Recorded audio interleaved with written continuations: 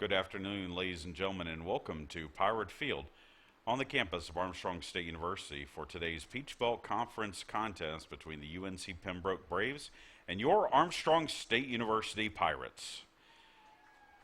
Today is Senior Day here at Pirate Field, and we would like to honor our 9 seniors before today's contest. Our first senior is Nick Andrus. A native of Katy, Texas, Nick Andrus joined the Pirates in 2016 as a junior from West Georgia Tech. In 31 career appearances for Armstrong State, Nick has gone 3-4 with 2 saves and 90 strikeouts in 76 and 2/3 innings of work, a career 10.57 strikeouts per 9 innings ratio. Today, Nick is joined by his girlfriend, Olivia Pierce. Ladies and gentlemen, Nick Andrus.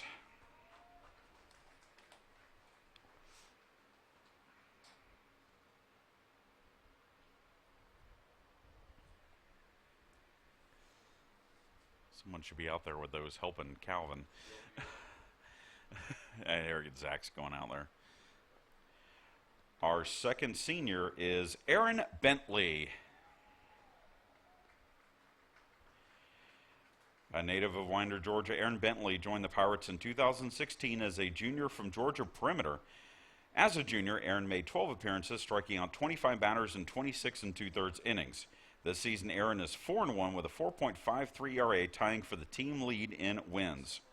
Today, Aaron is joined by his parents, Charlene and Patrick Bentley, his girlfriend, Era Pratt, and her father, Steve Daniel, sister Holly, her fiance, Brad, and their 2 children, Tyler and Rosalie. Aaron Bentley.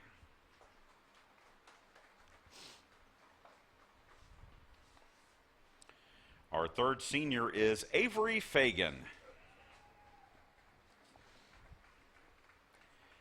A native of Loganville, Georgia, Avery Fagan joined the Pirates in 2016 as a junior from Georgia Southern. In 24 career appearances for the Pirates, Avery is 1-1 with 1 save and a 5.02 ERA in 28 and 2/3 innings of work with 27 strikeouts. Today, Avery is joined by his parents, Bridget and Todd Fagan, and his girlfriend, Maddie Orr. Avery Fagan.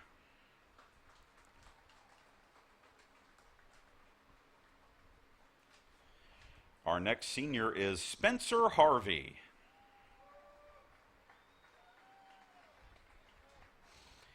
A native of Guyton, Georgia, Spencer Harvey joined the Pirates in 2016 as a junior from Georgia Southern. In 60 career games for the Pirates, Spencer has collected 8 doubles, 2 triples, and 6 home runs, driving in 34, including going 2 for 2 in yesterday's game against the Braves. Today, Spencer is joined by his parents, Marianne and David Harvey, his sister Rachel, and his nephew Nathan. Spencer Harvey.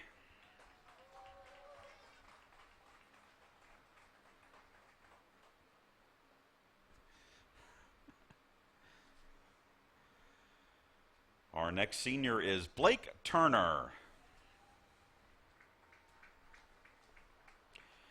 A native of Lawrenceville, Georgia, Blake Turner joined the Pirates in 2016 as a junior from West Georgia Tech.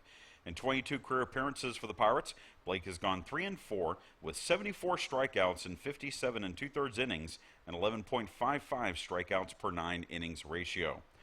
Today, Blake is joined by his parents, Mark and Lisa Turner, as well as his sister, Brianna Turner. Blake Turner.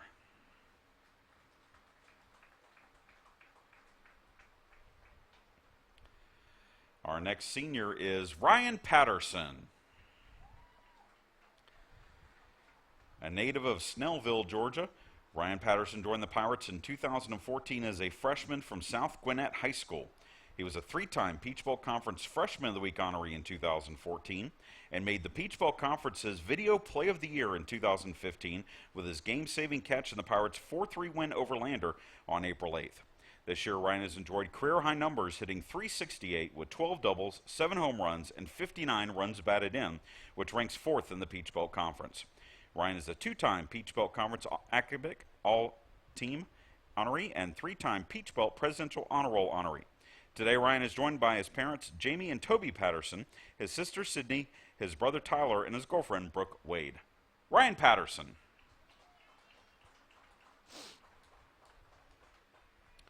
Our next senior is Nate Ward.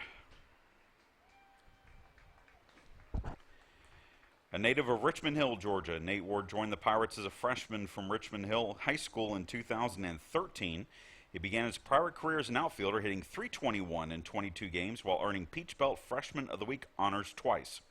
Making the switch to the mound as a sophomore, Nate has appeared in 42 games as a pitcher in his career, going 6-3 with a save and a 3.39 earned run average in 69 innings of work, giving up only 60 hits while striking out 73 batters for a 9.52 strikeouts to 9 innings ratio.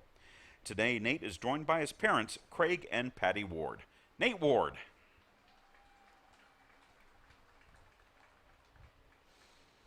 Our next senior is Caleb Woods. A native of Ackworth, Georgia, Caleb Woods joined the Pirates as a freshman from Etowah High School in 2013. As a freshman, Caleb went 6-2 with 4 saves and a 4.15 ERA in 19 games. After missing a sophomore season, Caleb came back to appear in 55 games out of the bullpen over the next 3 seasons. His career 74 appearances over his 4 years are tied for third most in Armstrong State history. Caleb's pitching record is 13-9 with 6 saves in 143 1/3 innings of work, sporting a career 4.33 earned run average. Today, Caleb is joined by his grandparents, Evelyn and Charles Woods. Caleb Woods. Crap. I gave the wrong thing. Oh well. And our final senior is Trey Roberts.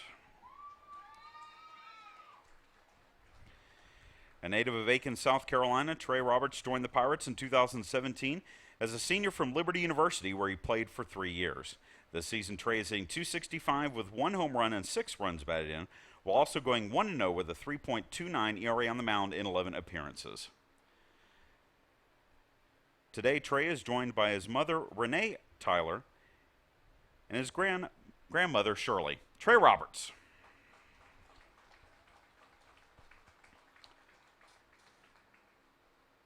As we gather everyone for one final photo, let's give one round of applause for all of our 9 seniors here today at Pirate Field.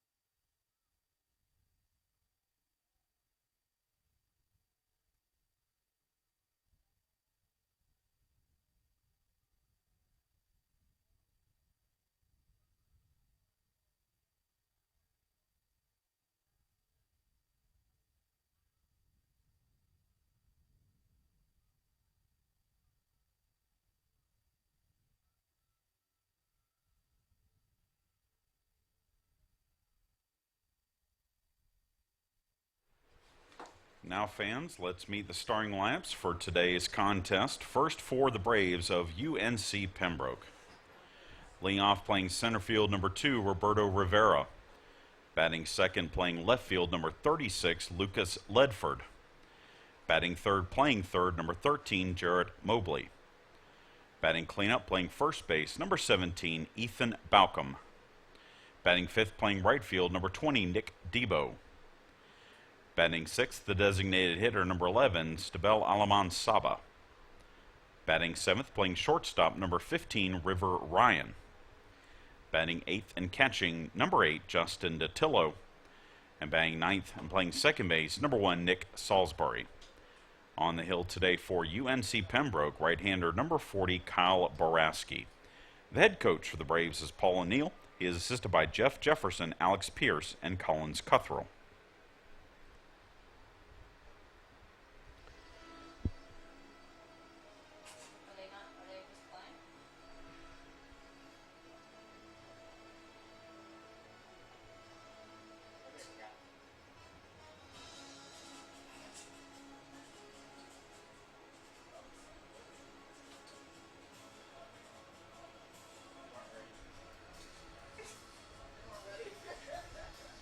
And now the starting lineup for your Armstrong State University Pirates. Leading off, playing center field for Macon, Georgia, number 16, Mike Warren.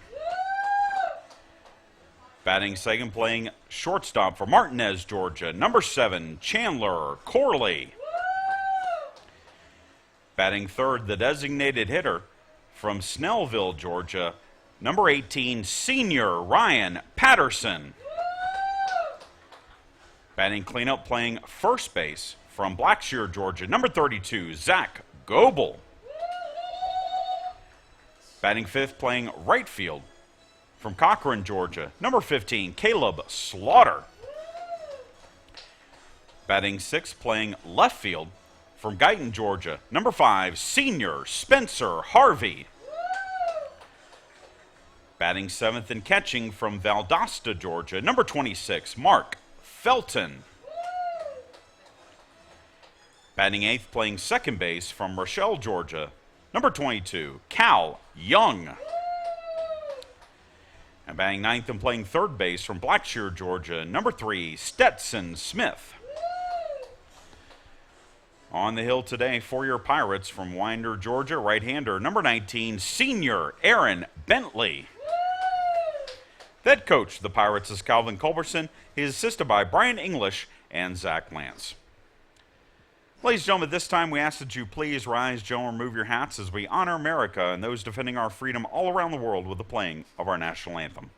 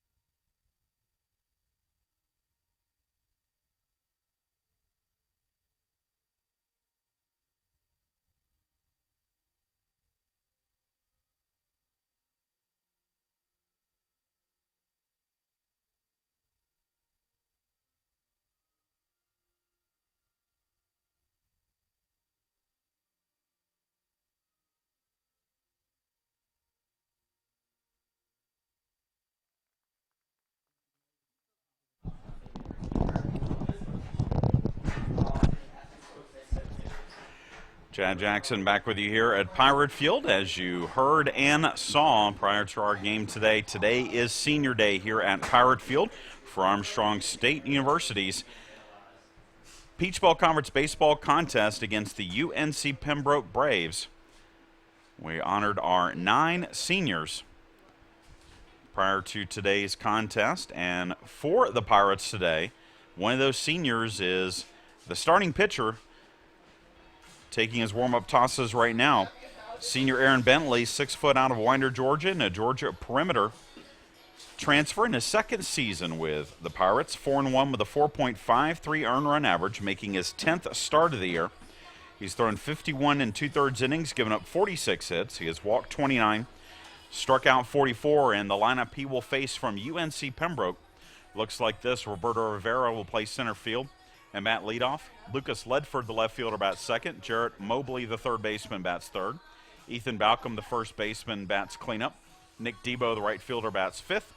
Stabel Alaman Saba is the designated hitter. He will bat sixth. River Ryan, the shortstop, bats seventh. Justin DeTillo, the catcher, bats eighth. And Nick Salisbury is the second baseman, and he will bat ninth. Defensively for the Pirates behind Bentley, Zach Goebel is at first base. Cal Young's at second. Chandler Corley at short. Stetson Smith at third. Mark Felton is behind the plate doing the catching today. And in the outfield from left to right, Spencer Harvey, Mike Warren, and Caleb Slaughter. Busy day around the Armstrong Athletic Department. NCAA regional tennis action going on right now. And 2 matches being played today in the men's regional. Armstrong State taking on Georgia College. Pirates leading the Bobcats 2-1 after doubles play. USC Aiken and Lander also playing. They're tied 1-1 right now in doubles play.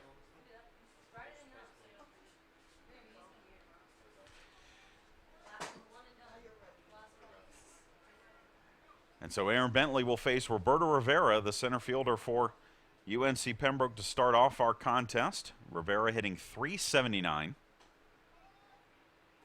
7 doubles, 8 triples, 2 homers, 37 runs batted in. And Aaron Bentley starts him off with the ball low. 1 ball, no strikes. Pitch that's high, taken for ball 2.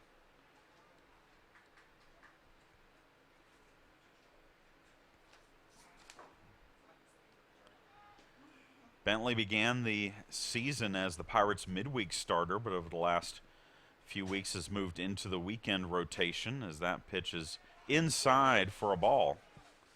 And it's now 3-0.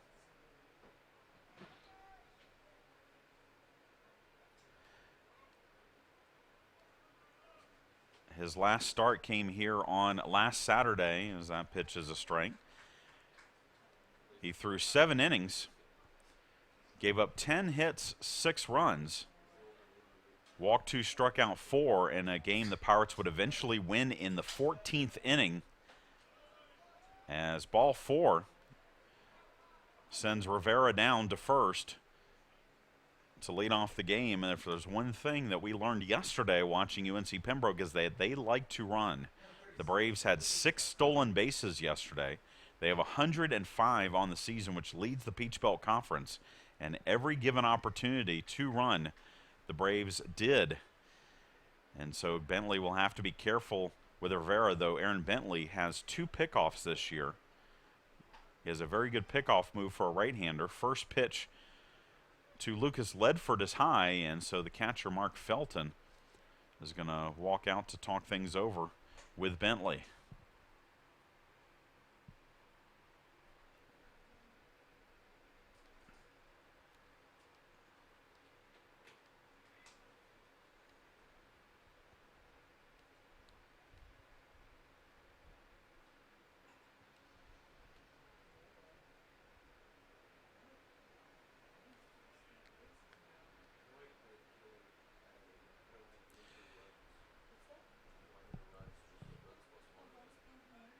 Bentley delivers a pitch that's low. And it's 2-0. 7 pitches thrown by Bentley so far in just 1 strike.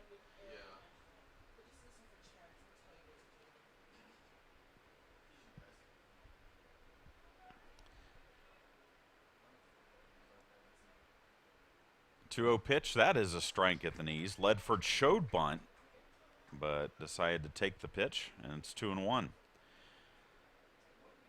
Bentley's last win came in his last midweek start. He threw 5 innings, gave up 2 hits and 2 unearned runs in the Pirates' 15-2 win over Bruton Parker back on April 4th. thrower to first, but Rivera able to get back safely.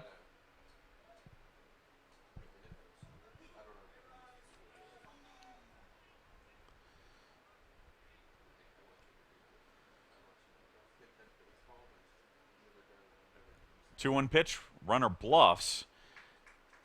Felton comes up, trying to get out of the crouch quickly, thrown on to second, but Rivera was not going anywhere. The pitch was a strike, and so it's now 2-2 on Ledford. Ledford did not play yesterday in the 14-11 win by UNC Pembroke. He's hitting .424 on the year, 14 hits and 33 at-bats. Runner goes on the pitch. It's a hit and run, and that is a perfectly executed hit and run because it goes right to where Chandler Corley was before he broke towards the bag at second to cover. And so it's a hit, and the Braves have runners at the corners.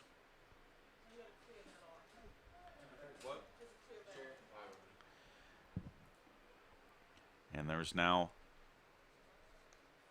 2 on with nobody out for Jarrett Mobley, the third baseman.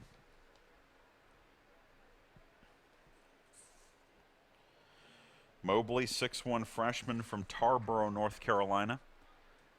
Hitting .318, 7 doubles, 4 homers, 34 runs batted in. First pitch popped foul behind the Braves dugout. For strike one, UNC Pembroke wearing their gold tops today with white numbers, black trim, gray pants. Pirates in their all-white, brand-new uniforms for this season. The throwback unis to the mid-'80s that Adidas rolled out this year. They've remained one of the sharpest-looking uniforms the Pirates have donned in program history. Squeeze bunt. Bentley will throw to first, but it will drive home the first run of the ball game, so Mobley gets credit with the RBI on the sacrifice, and it's 1-0 UNC Pembroke.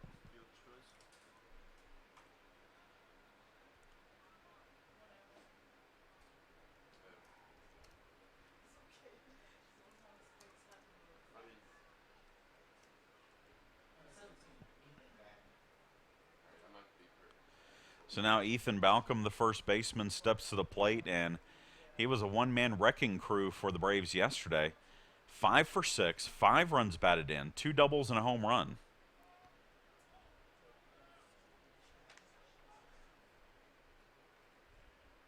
Bentley's first pitch fouled off. Out of play for strike one. Balcom, a 6'3" freshman from Rockingham, North Carolina. His 5 for 6 day pulled his average all the way up to 400 on the year. 13 doubles, 10 homers, 44 runs batted in. There have been a lot of good freshmen in the Peach Belt Conference this year among all 13 teams. We have a freshman actually leading the Peach Belt Conference as there's a swing and a miss. Balcom tried to hold up on the pitch in the dirt, but could not do so. And Bentley is ahead of him 0-2.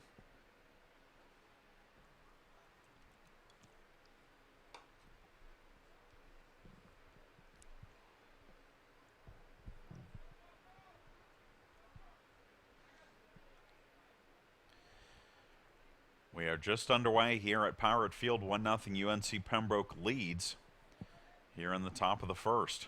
0-2 breaking ball hit into left field for a base hit. Balcom's going to get 2, and scoring will be Ledford.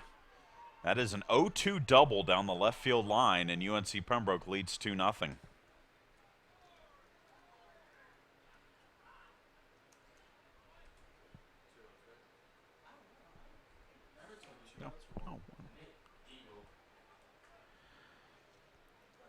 So that will bring out Nick Debo, the right fielder.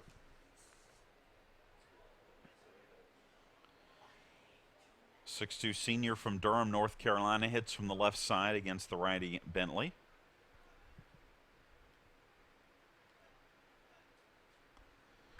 He hits one to the second baseman, Cal Young. That's a great play by Young. He went on the outfield grass to grab that ball, threw on to first to retire Debo, so that's the second out of the inning. Balcom goes to third on the play.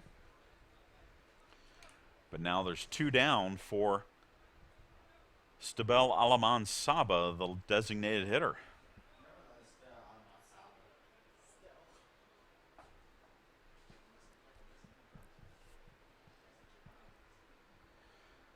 Saba did not start yesterday's game one, but came in as a pinch hitter and delivered a two-run home run in the 14-11 win by the Braves on the year. Saba hitting .304, 8 homers, 44 runs batted in. First pitch from Bentley is low for a ball. He is a 5'10 senior from Richmond, Virginia.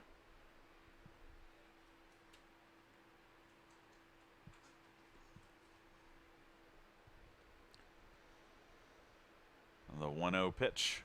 Fastball right at the belt. And it's 1-1. Game 2 of this three-game Peach Belt Conference Series, the final regular season series, not only for both the Pirates and the Braves, but for the Peach Belt Conference as a whole. Most of the league's teams will head to Florence May 10th for the Peach Belt Tournament. Top 8 make that tournament. The field has been set. The only question remaining is where UNC Pembroke will be seated. They are currently 5th. They can move up to 4th with wins today and tomorrow. A split, or if the Pirates win 2, keeps the Braves at 5th in the tournament. Of course, UNC Pembroke also a little bit of the bigger picture. They are 3rd in the NCAA region rankings. So they are hoping to carry that momentum into regionals, which will come up the week after the Peach Belt Conference Tournament. 3 balls, 1 strike, our count on Saba, Aaron Bentley. Trying to get out of the inning with only 2 runs scoring. Pembroke did this yesterday, scored twice in the first, ended up building a 12-1 lead on the Pirates. Armstrong came back, got to within 3. They had the tying run on deck in the 9th after scoring 4 in the 9th, but ran out of steam, and the Braves took game 1 14-11.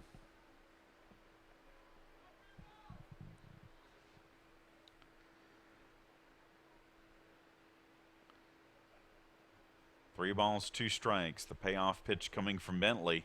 And it is called strike 3, and that will end the inning. But UNC Pembroke scores 2. We go to the bottom of the first. Pirates coming to bat.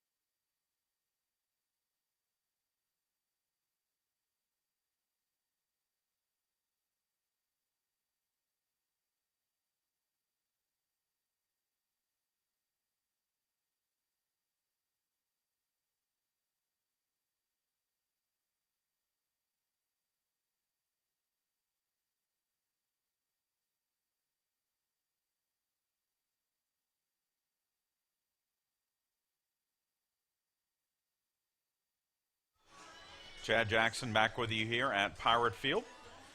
Armstrong State will get its first look at right-hander Kyle Boraski for UNC Pembroke, 6-foot senior from Fuquay-Varina, North Carolina.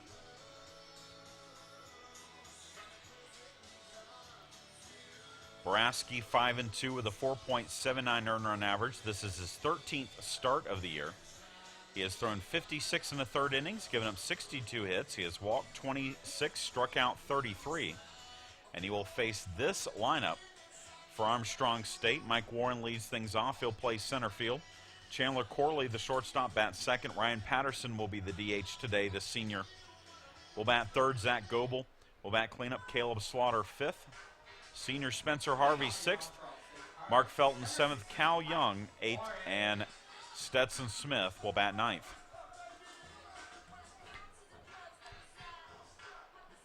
Mike Warren steps in, the junior from Macon, hitting .422.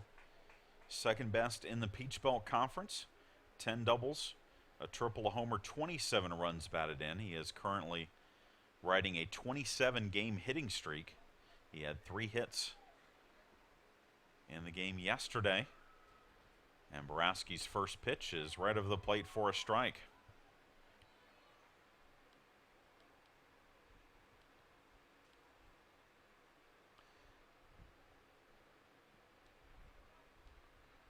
Warren's hitting streak started way back on March 11th as this is grounded to second. Salisbury will flip to first, and that's the first out of the inning.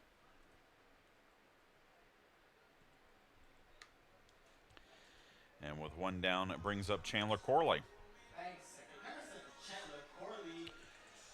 Corley also had 3 hits in yesterday's game against the Braves. The junior from Martinez, Georgia, hitting .367. 12 doubles, 6 homers, 54 runs batted in. His 6th home run was a solo shot in the 8th inning of yesterday's contest.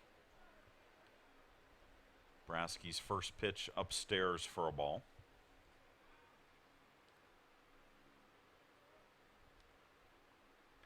Boraski's last outing for the Braves was last Saturday, as this is hit into right field, and it's over the head of the right fielder, Nick Debo.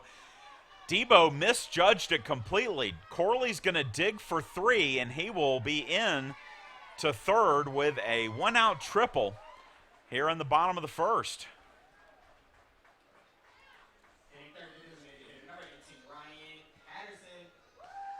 Second triple of the season for Corley.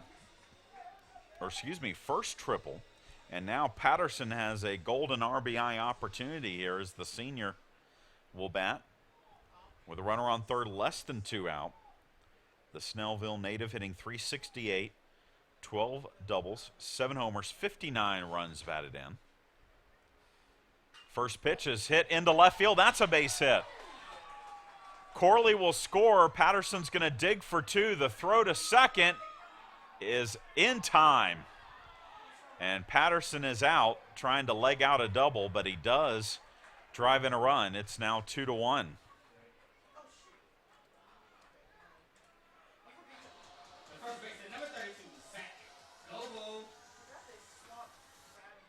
So Corley scores to make it 2-1. Now Zach Goebel will bat with the bases clear and 2 down. Boraski's first pitch is high for a ball. Boraski threw 6 innings last Saturday in a 16-1 win over Coker. Gave up 4 hits, 1 run, walked 4, struck out 3, as that pitch is a strike. His last Peach Belt start was at Flagler on the 15th of April. He threw 4 2/3, gave up 6 hits, 5 runs, 4 earned, was not involved in the decision as UNC Pembroke won that game 11-5. Goebel fouls off the next pitch. It's 1-2. Zach out of Blackshear, Georgia, the sophomore, hitting .323, 11 doubles, 9 homers, which leads the team, 50 runs batted in.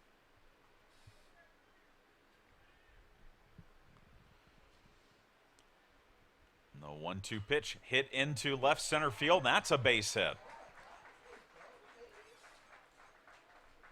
So 3 hits for the Pirates in the inning. Unfortunately, only 1 run to show for it so far, but it does bring up Caleb Slaughter. Number 15, Caleb Slaughter. The 6'3" junior from Cochrane. Slaughter inning .327, 6 homers, 41 runs batted in. held without a hit in yesterday's game. He was the only Pirate batter without a hit, as the first pitch to him from Boraski is low and away.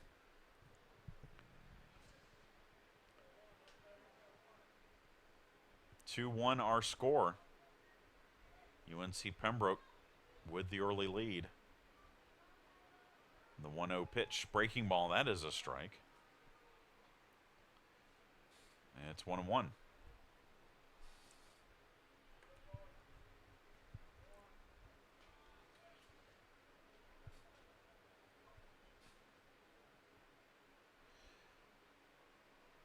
One pitch, big swing and a miss on the off-speed pitch in the dirt, and it's 1-2.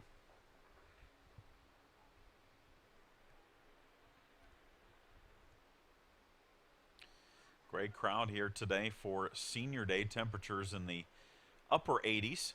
A little bit more clouds than we had yesterday, as that is called strike 3, and Slaughter out on strikes to end the first. Pirates get a run back, though. We head to the second. 2-1, UNC Pembroke leads.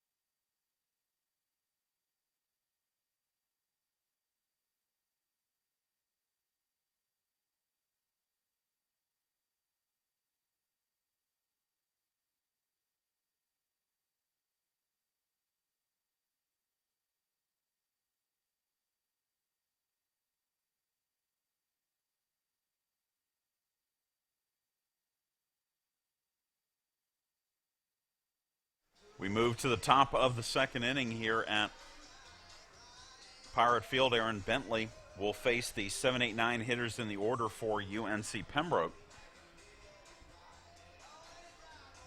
River Ryan, Justin DeTillo, Nick Salisbury. As Bentley gave up 2 hits, 2 runs in that first inning. Also gave up a walk. Ryan will lead things off. The shortstop for the Braves, who actually came in to pitch in the 9th when the Pirates tightened things up in the 9th. Ended up getting the final 3 outs to help the Braves pick up the win. Ryan hitting .333 on the season. 1 homer, 23 runs batted in. He is a freshman from Huntersville, North Carolina.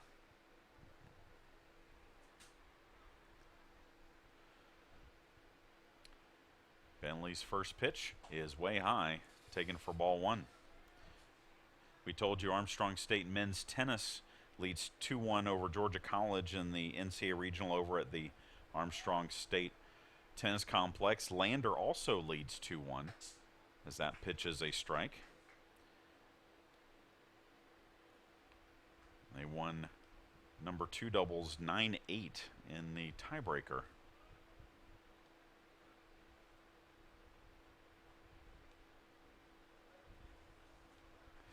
1-1 pitch, strike on the inside corner.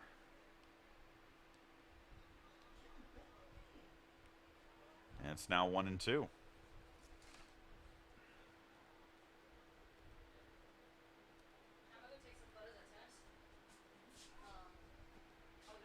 One ball, 2 strikes. The pitch popped up. That's going to get out of play. So the count remains 1-2.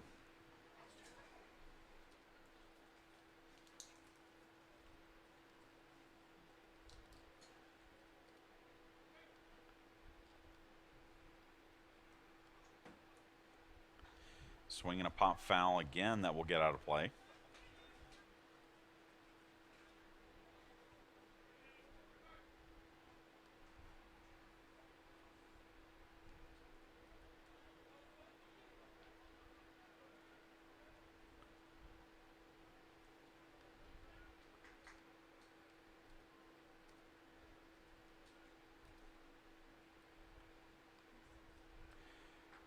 1-2 pitch upstairs for ball 2.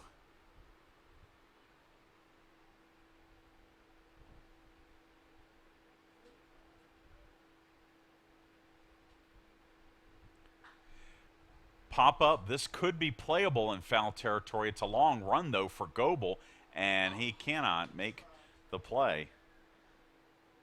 Good hustle, though, from the sophomore first baseman.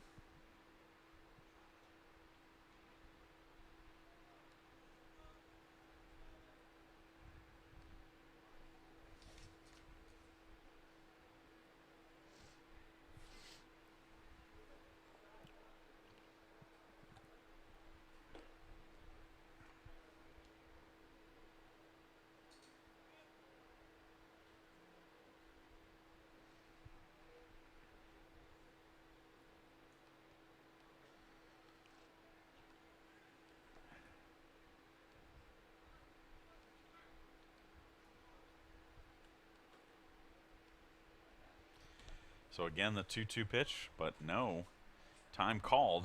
Bentley will step off the rubber. Now he toes it again. And delivers. That's high, and it's 3-2. And when Bentley's missed so far today, he has missed high. He's thrown 15 pitches, 12 balls.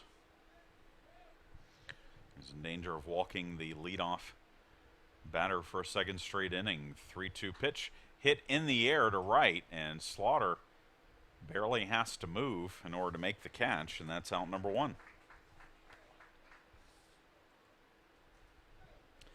So I'll bring up the catcher, Justin DeTillo.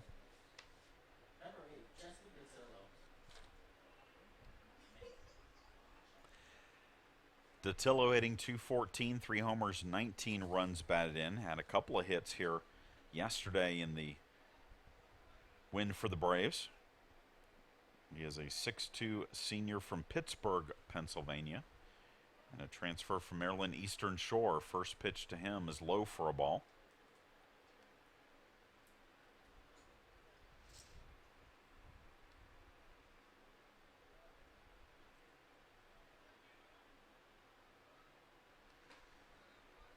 And the next pitch upstairs.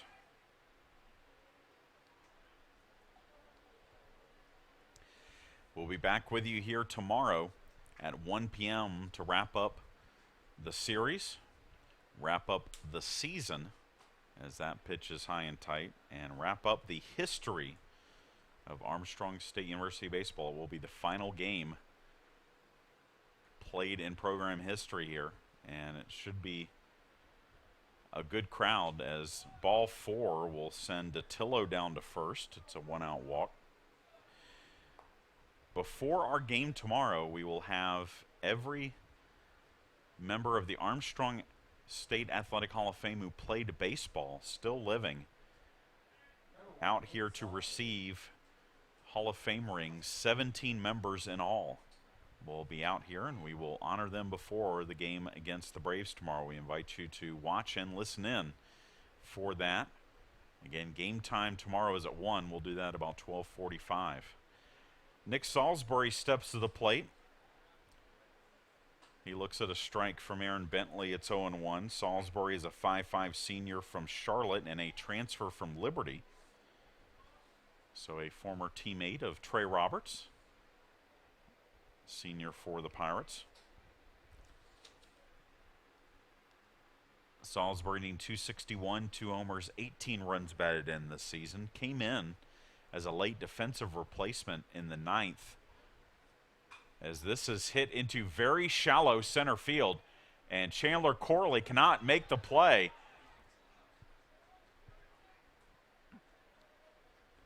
And that is going to end up being a hit, and it's going to put runners at second and third with 1 out for Rivera.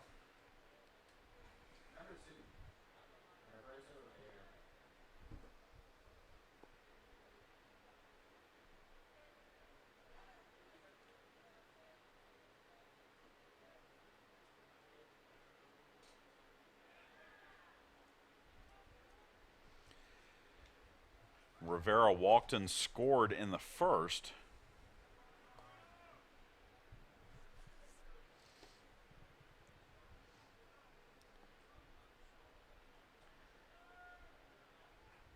First pitch to him is low for a ball.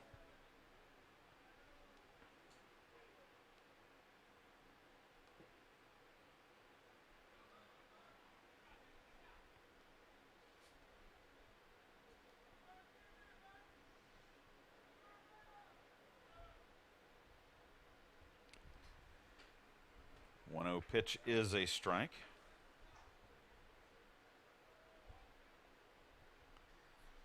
Two on, one out. Top of the second. UNC Pembroke threatening again. They scored, did the Braves, in the first 6 innings of yesterday's game and building that 12-1 lead over the Pirates. The game then ended up 14-11. Grounder up the middle, and that's a base hit. 2 runs will score, and it's now 4-1.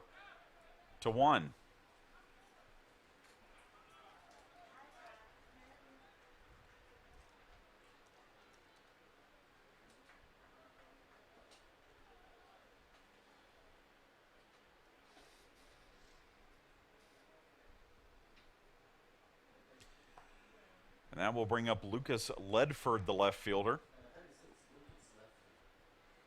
He singled and scored in the first.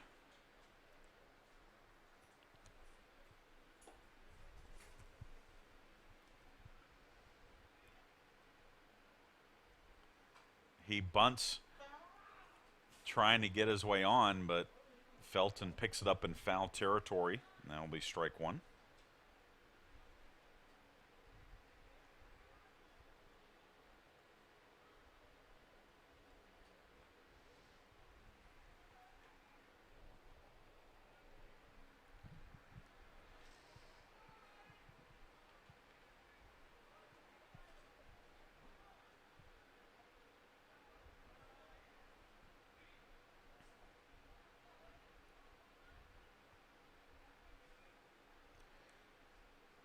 Bentley throws over to first. Close play at first, but Rivera slides back in.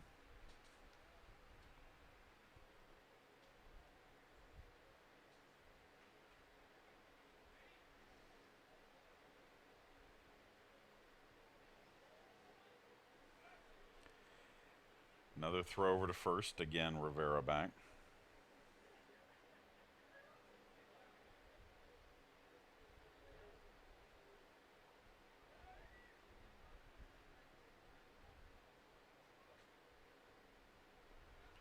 Swing and a shot into center field. Mike Warren drifts back and will make the catch for out number 2.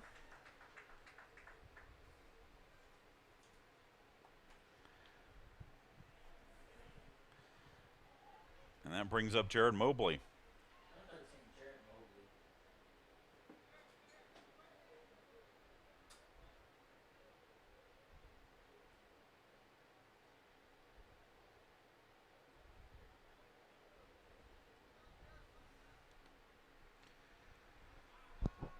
Mobley executed a successful sacrifice his first time up. Hitting .318 this season for the Braves. Swings and misses at the first pitch from Aaron Bentley for strike 1. 4-1 UNC Pembroke with a pair of runs in each of the first 2 innings today. They came into the weekend as the 3rd best hitting team in the league with a .328 average. They also came in as the 3rd best pitching team ERA-wise, as this is hit deep to left. But going back is Spencer Harvey. He'll make the catch, and that will retire the side. We head to the bottom of the second. UNC Pembroke leads 4-1.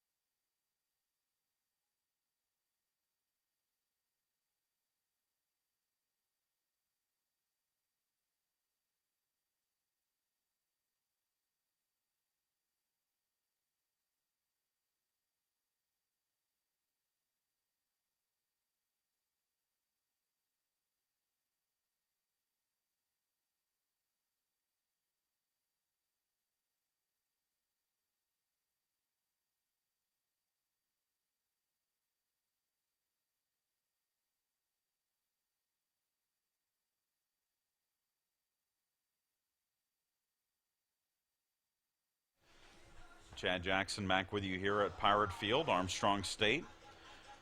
We'll send Spencer Harvey, Mark Felton, and Cal Young to the plate here in the bottom of the second, facing Kyle Boraski. Boraski got 3 hits, 1 run in inning number 1, and Spencer Harvey steps to the plate. Harvey had a pair of hits in yesterday's contest after coming in to left field in place of Will Hodges. The 6-foot senior from Guyton looks at a pitch in the dirt for ball 1. Harvey hitting .220 with 2 homers, 8 runs batted in. This is his 5th start of the year, 23rd appearance, as the 1-0 pitch is a strike. We told you Armstrong State, UNC Pembroke, the only league series this weekend. There were some games yesterday, non-conference games, including a non-conference game featuring 2 conference teams, as Augusta defeated Columbus State 8-3 as that pitch is high. Other scores: Auburn Montgomery beat Georgia College 5-1, North Georgia beat Emmanuel 4-1, and USC Aiken blanked Chowan 14-0. 2-1 pitch low, and it's now 3-1 to Harvey, who did draw a pair of walks yesterday. Today's schedule: Augusta again playing Columbus, USC Aiken playing Chowan. 2 o'clock starts with us, as that pitch is inside for ball 4. Later at 5 o'clock, Auburn Montgomery plays Georgia College, and at 7 tonight, North Georgia plays Emmanuel. So I'll bring up Mark Felton, the freshman catcher from Valdosta, hitting .294, a homer, 10 runs batted in. He had his first home run in his collegiate career here on Tuesday against Embry-Riddle.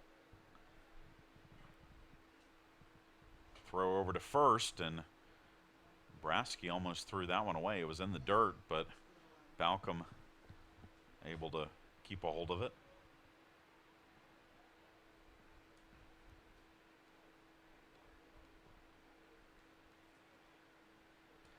First pitch, that is a strike at the knees.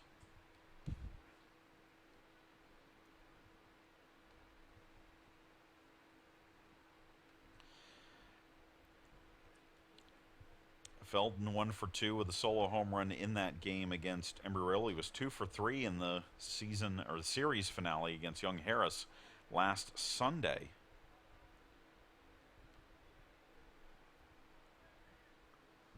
One ball, one strike, the count now here on Felton.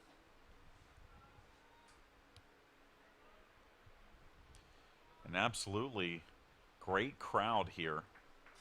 Probably the largest crowd of the year, as there is a shot up the middle, and that's a base hit for Felton. Harvey will stop at second, and the Pirates have 2 on with nobody out for Cal Young.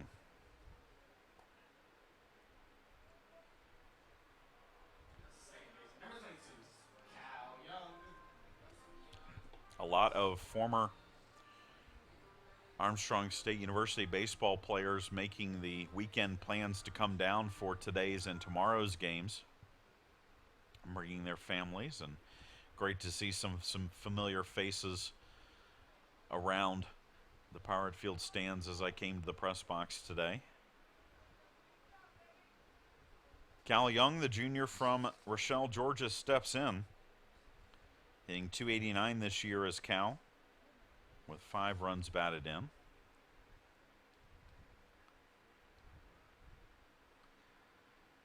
He shows bunt, takes the pitch for a strike as he pulled the bat back, and it's 0-1. Yesterday, Young came in for Trey Paluski, went 1 for 2 with a run scored, also drew a walk.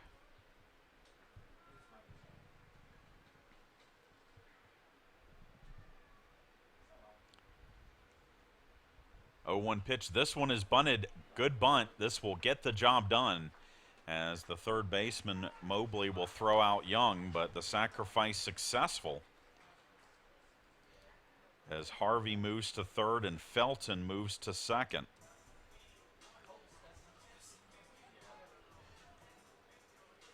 And that That brings up Stetson Smith, who had the hottest bat for the Pirates yesterday. Stetson had a double, a triple, 5 runs batted in as the Pirates almost came back against the Braves in that 14-11 contest. Smith hitting .287 on the year, 4 doubles, 2 triples, 14 runs batted in. He has an RBI opportunity here with runners at second and third and only 1 out. First pitch from Boraski is down and away for a ball.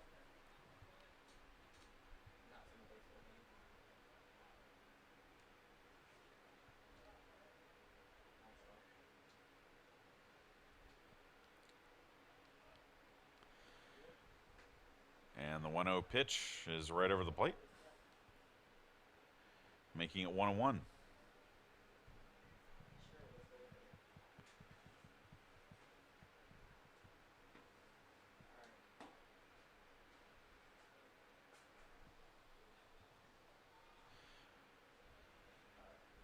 And the 1-1 pitch way high,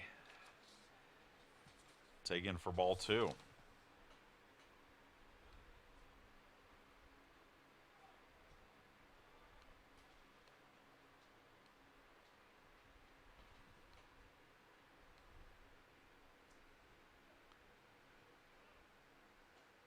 And the next pitch downstairs, now Boraski in danger of loading the bases.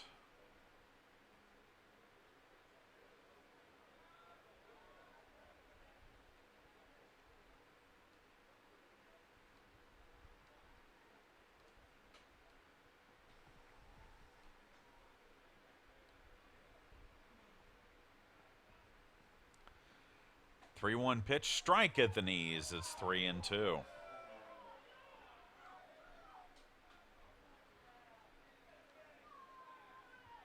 Boraski played at Conference Faux Lander in 2015 as a junior. Sat out the 2016 season as a redshirt. Now pitching this season for the Braves. He also played at Winston-Salem State as a freshman. Grounder up the middle, fielded by the shortstop Ryan. He'll throw on to first, and that will retire Smith. 1 run scores. They throw to third behind Felton, try and get him napping, but he slides back safely. So it's now 4-2. So Felton moves to third, and now Mike Warren will bat. Grounded out to second base his first time up.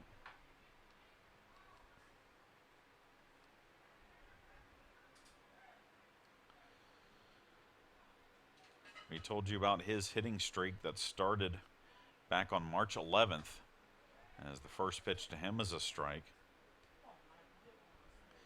In that streak,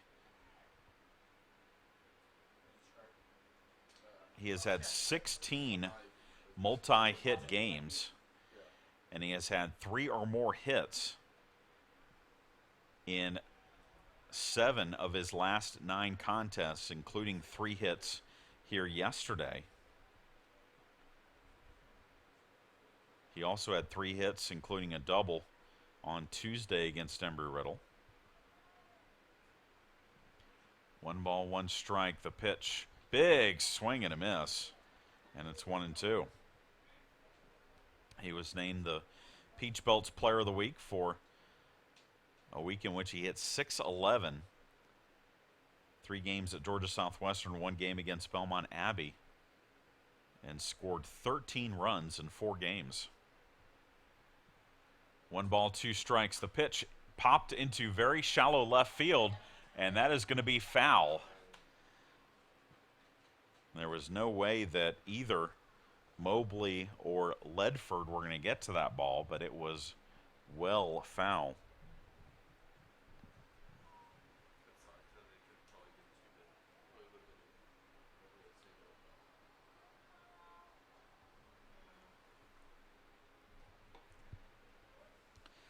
So Warren steps back into the batter's box.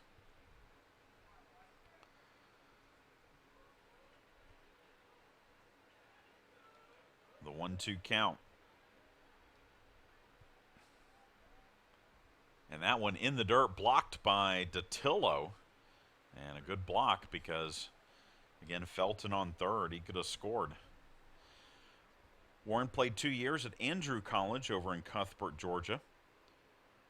Hit .418 with 30 steals as a sophomore last year. Was first team all-conference. He has 23 steals this season for the Pirates, which leads the team and ranks second in the Peach Belt.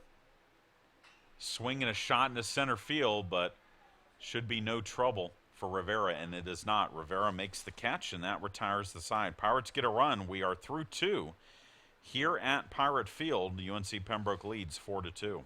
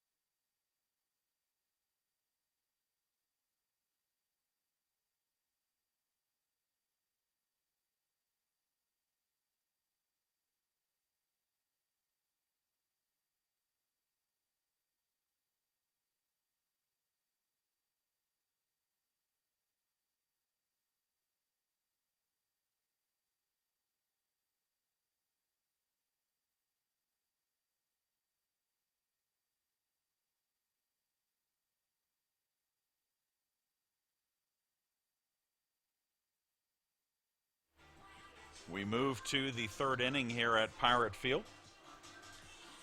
Hitters 4, 5, and 6 for the Braves in the third inning. Ethan Balcom, Nick Debo, and Stabel Alaman Saba to face Aaron Bentley, and Balcom comes up to the plate. He doubled in the first, continuing his hot weekend at the plate. Raised his average up to .404 now, and Balcom has 6 hits this weekend, 4 extra base hits. Bentley's first pitch to him is at the knees for strike 1. Senior Aaron Bentley tied for the team lead this year in wins with 4. As a junior last season, made 12 appearances, struck out 25 batters in 26 2/3 innings. And he had quite the crowd with him on the field here today for senior day. He had his parents, his girlfriend, her father, and also her sister's fiance, and their 2 children. So the entire Bentley clan here for senior day. Swinging a grounder foul, and it's now 1-2 on Balcom.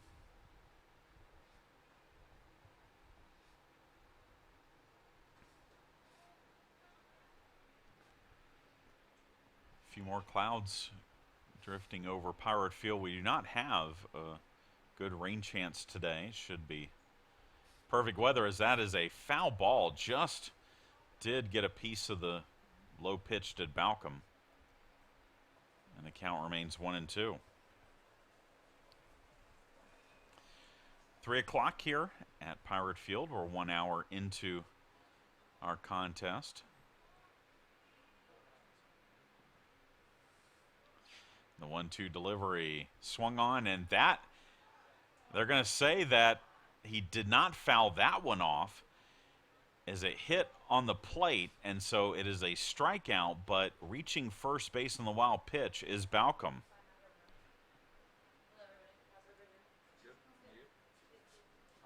So the leadoff runner reaches on the wild pitch.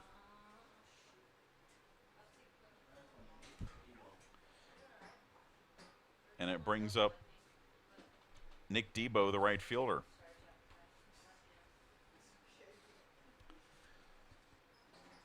Debo grounded out to second on a nice play by Cal Young.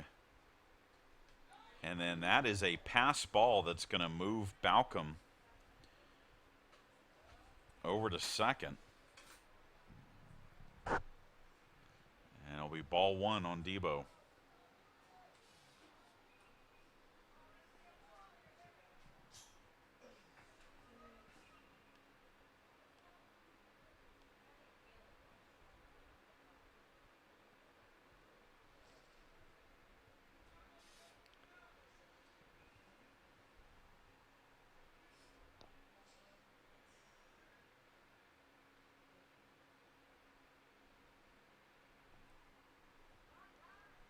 And time called by Debo at the plate.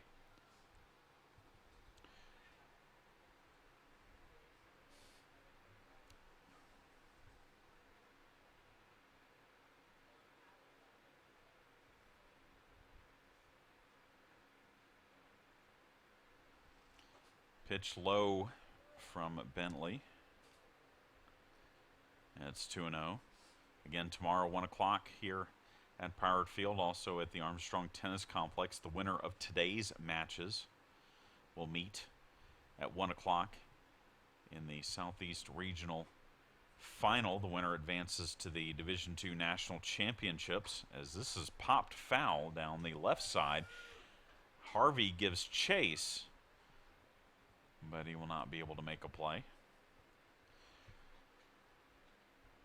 The Division II Men's and Women's Tennis Championships will be in Altamont Springs, Florida this year. And that will start on the men's side May 9th.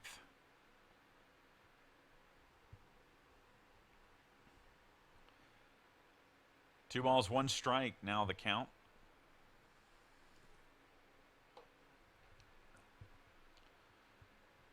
On Debo, the pitch popped foul. This is playable. Chandler Corley will range over, make the catch, and that's out number one.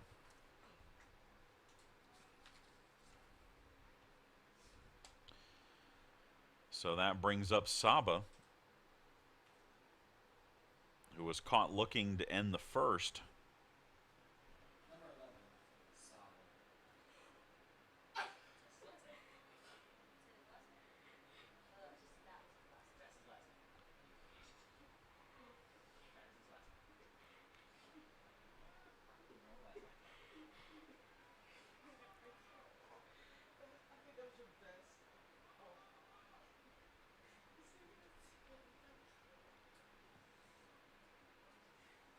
First pitch from Bentley to Saba is a strike. 50 pitches now for Bentley, 30 for strikes, 20 for balls.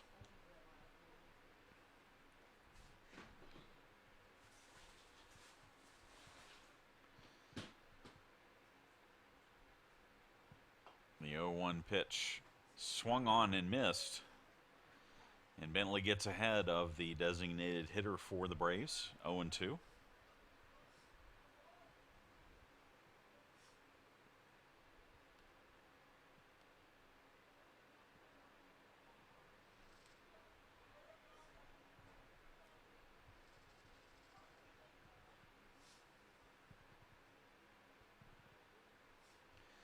No balls, two strikes. And the pitch is upstairs, taken for ball one. On Monday and Tuesday, Coming up will be the Women's Tennis Southeast Regional, the Pirates hosting. Armstrong State will take on Tusculum at 2 o'clock on Monday. The other matchup will be Georgia College and Flagler, also to be played at 2. Swing and a shot into center field, and that's going to be a base hit. And Balcom is going to score. And taking second on the throw will be Saba. It's now 5-2.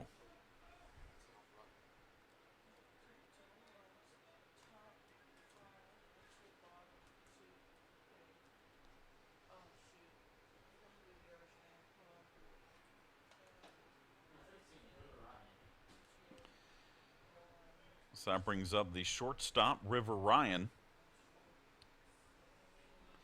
Flew out to right his first time up.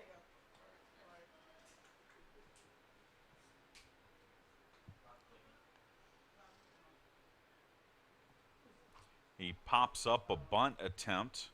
It goes back to the screen for strike one.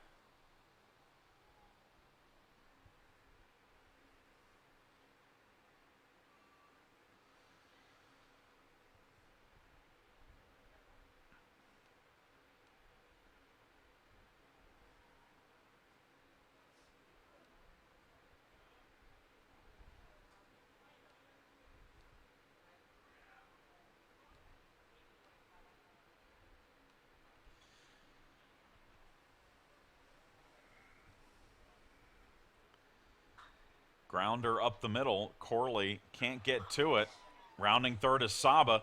Throw the plate is off the mark. And that makes it 6-2.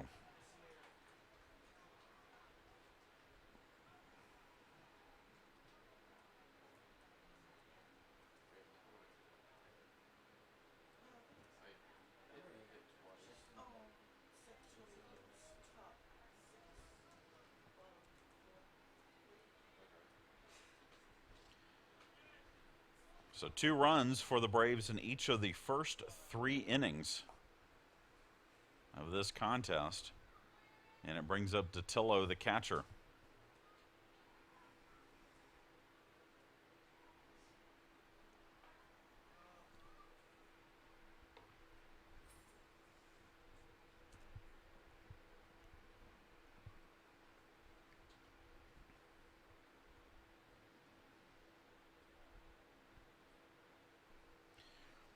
Datillo drew a walk from Bentley in the second and scored on the 2-run single by Rivera.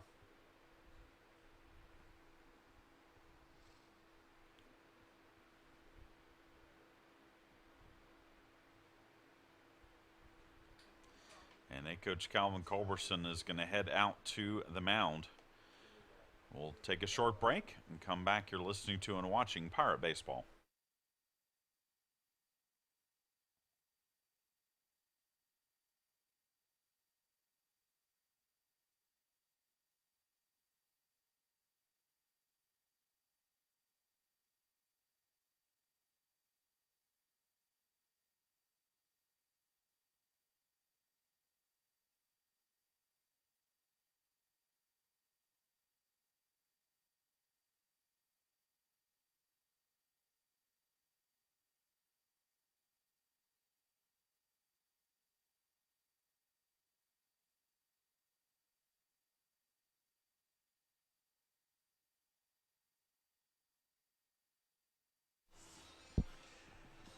Meeting on the mound is done, and Bentley will now go to work on Datillo. 2 runs in, there's 1 out. Runner at first is River Ryan, who just singled in a run.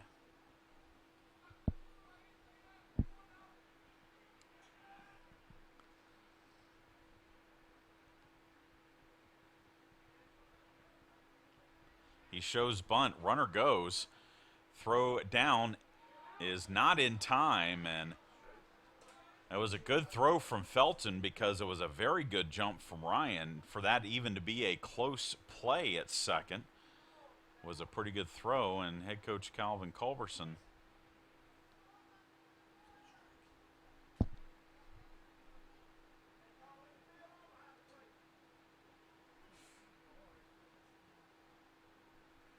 thought about going out to second, but instead just deliver some balls. It's a ball on the pitch to Datillo.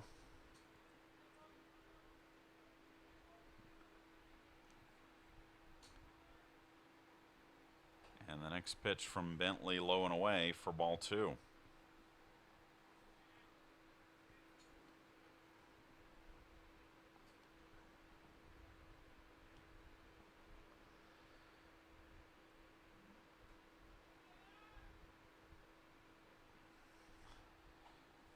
And the 2-0 pitch upstairs. And it's 3-0.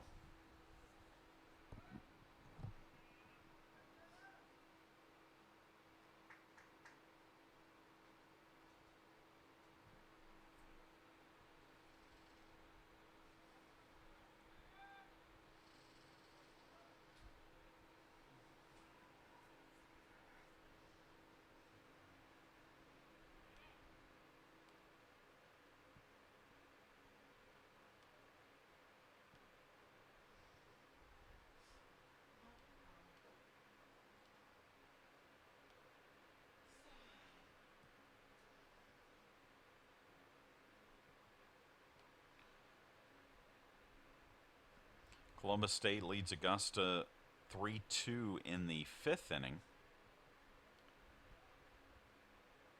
USC Aiken and Chawan listed as a 2 o'clock start. Has not started, as another passed ball will move a runner over as Ryan makes it to third. The pitch was ball 4.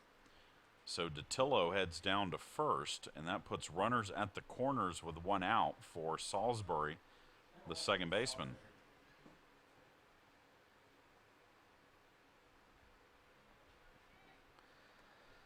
Salisbury singled, and this will be it for Aaron Bentley as head coach Calvin Culberson heads out to the mound. We'll tell you about the new pitcher when we come back. You're listening to and watching Pirate Baseball.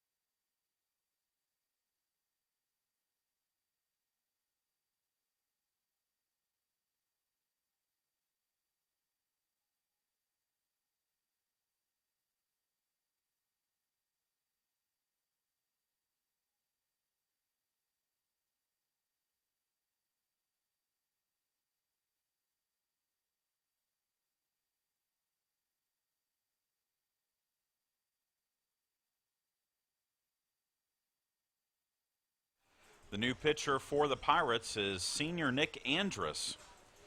Comes in relief of Aaron Bentley, who gave up 6 hits and 6 runs in 2 1/3 innings. And he walked 2, struck out 2. Or walked 3, struck out 2. Andrus will face Nick Salisbury with runners at the corners, just 1 out, and 2 runs in here in the 3rd. The senior from Katy, Texas, Andrus is 1-2 with a 5.34 earned run average. This is his 20th appearance of the year that leads the team. He has 2 saves, 28 2/3 innings pitched. He has given up 31 hits. He has walked 20 and struck out 32. And Andrus' first pitch is inside for a ball.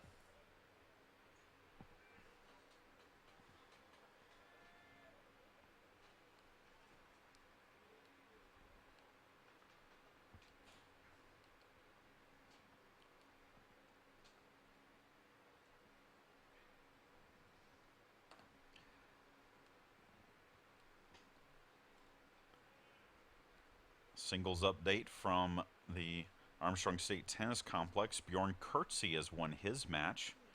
And so Armstrong State leads Georgia College 3-1.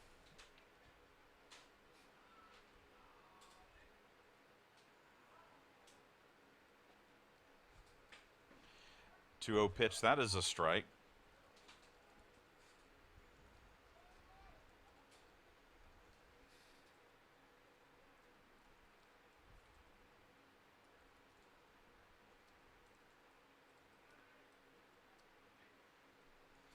And then a bunt. This is a good bunt. Again, this will get a run home. And then the throw from Andrus is off the mark. And so an error allows an extra base to be taken by Datillo, but the sacrifice by Salisbury drives in a run. It's now 7-2.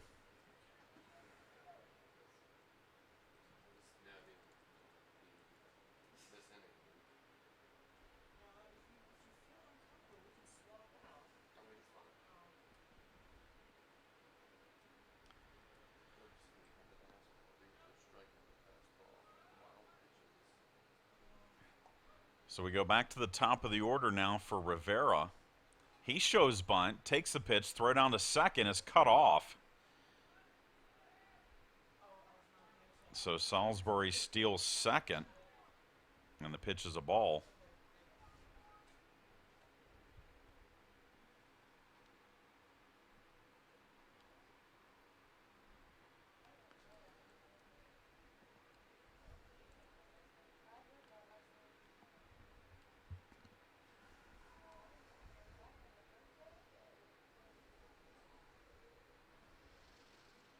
So infield comes in with runners at second and third and still just 1 out, and that pitch down and away for a ball.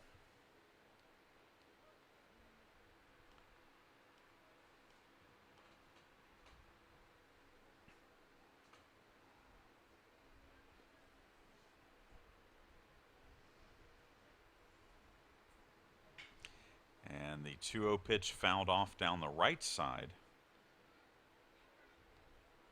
Out of play, it's 2-1. Yesterday, UNC Pembroke scored in the first 6 innings, built a 12-1 lead. Today, UNC Pembroke has scored in all 3 innings so far and leads at 7-2.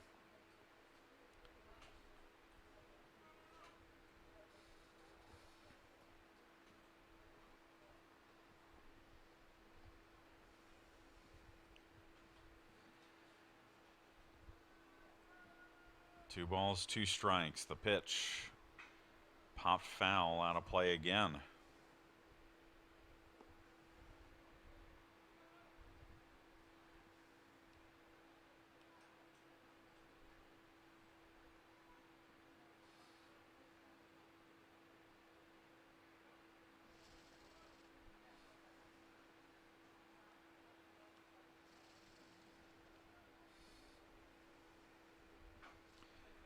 Again, a foul ball off the bat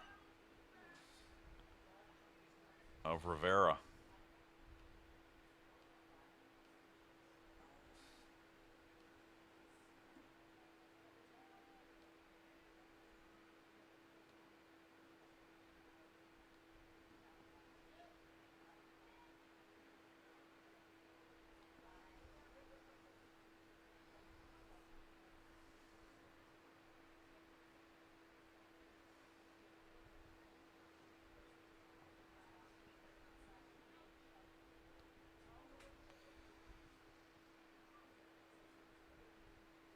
And the 2-2 pitch hit down the line, down the right field, but it's curving, and that will hit foul.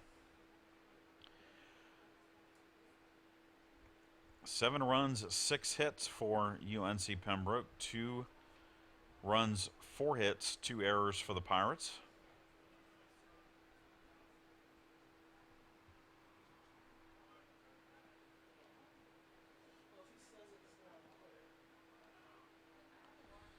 And the 2-2 pitch to Rivera. Hit into center field, and that will score 1. They'll hold the runner at third. But Rivera delivers another RBI single.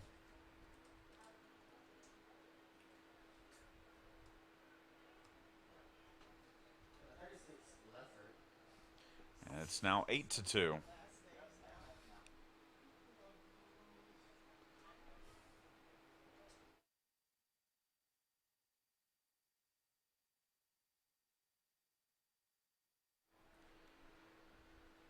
That brings up the left fielder Lucas Ledford, 1 for 2. Flew out to center field his last time up, singled in the first. First pitch to him is high for a ball.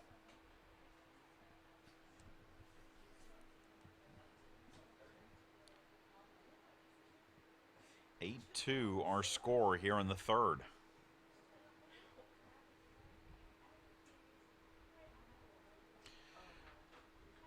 Runner goes from first because why not? You can get a free stolen base. Might as well take advantage. Rivera takes second.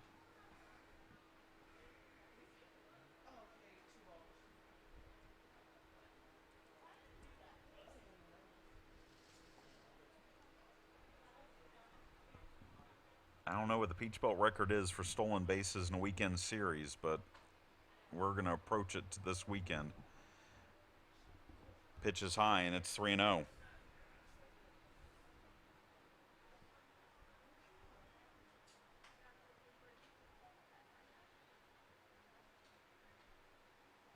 And ball 4 will load the bases.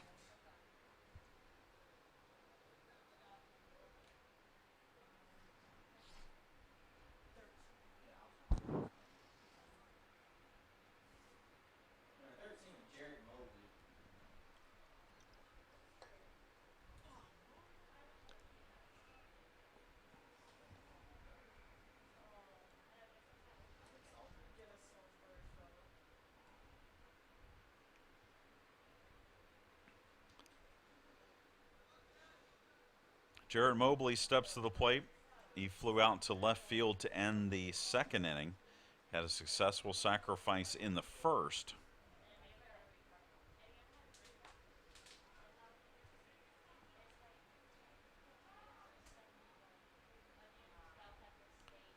And Andrus's first pitch is mercifully called strike 1, even though it was above the letters.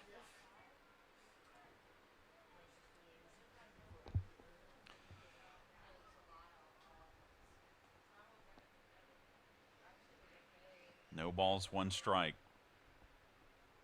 And that's fouled off back to the screen. It's 0-2.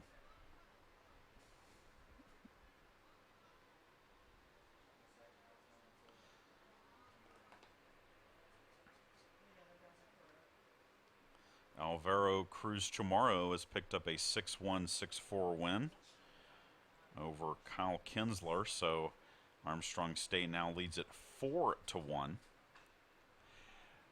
Grounder to short. Corley's only play will be to first, and it's Not in time. That's an infield single that will drive in another run and make it 9-2. Number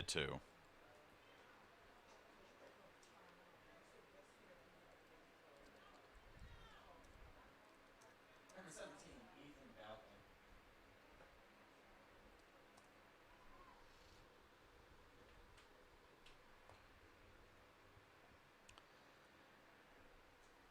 And that brings up Ethan Balcom, who reached to start the inning on a strikeout, but a wild pitch allowed him to get to first.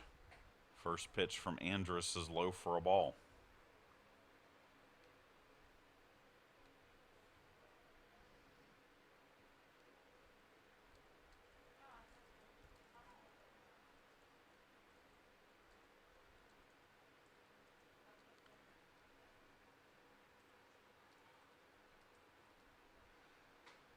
And then the next pitch almost hits Balcom.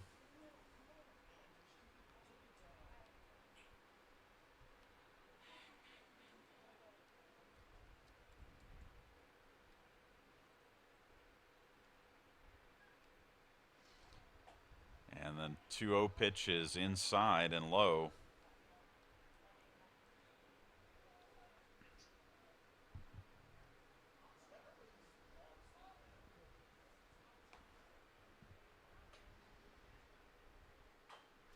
Grounder foul as Balcom had a green light on a 3-0 count and fouls it off. It's 3-1. That's confidence.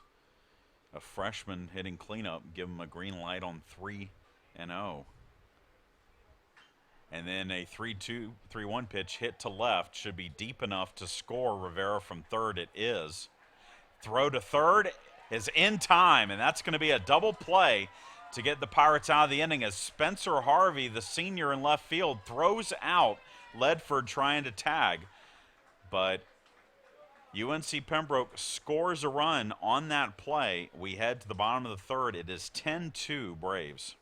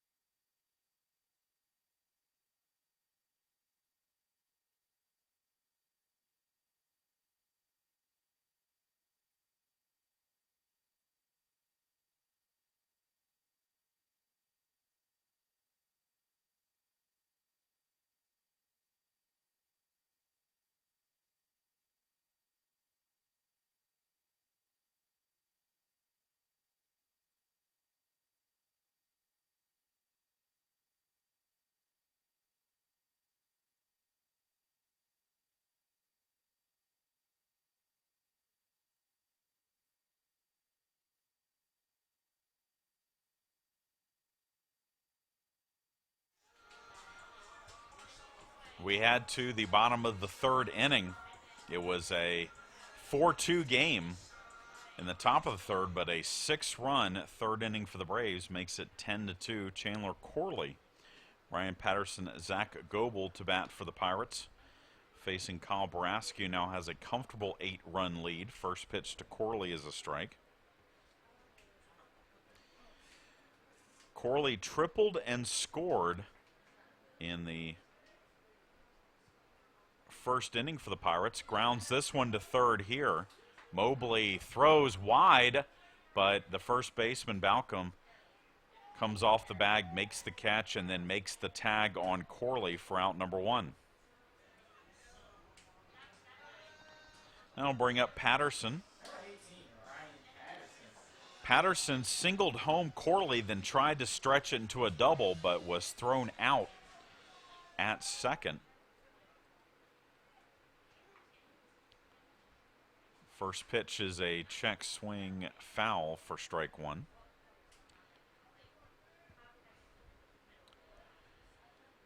Patterson, the fourth-year senior, three-time freshman of the week in the league as a freshman in 2014, as that swung on and fouled back. Then as a sophomore, hit 250, 2 homers, 9 runs batted in, but his highlight of the year was also the highlight of the year in the Peach Belt. He made the video play of the year. He had a diving catch in right field with the tying run on second base in a 4-3 game against Lander that helped the Pirates defeat the defending region champions. As this is hit sharply into right field, and Ryan Patterson has a base hit. And he is 2 for 2. Finishing that story, that video circulated around the internet, found its way onto ESPN.com, and was later voted the Peach Belt Play of the Month and the Peach Belt Play of the Year by the conference.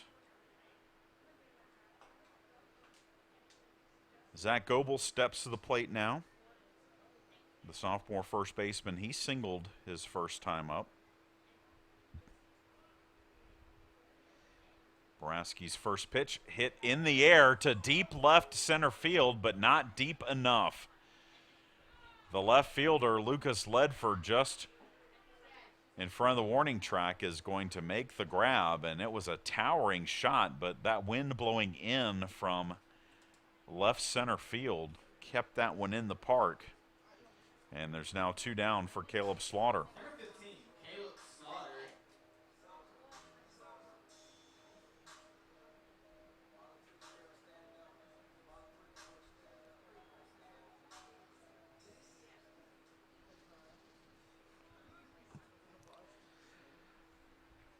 Slaughter was caught looking by Boraski to end the first inning. Pops the first pitch he sees foul out of play for strike one.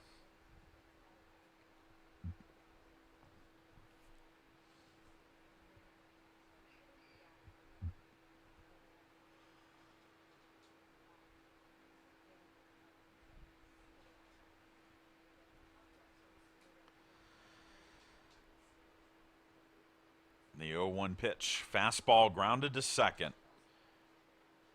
Salisbury will flip it to Ryan, and that will retire the side. We head to the top of the fourth, 10-2 UNC Pembroke.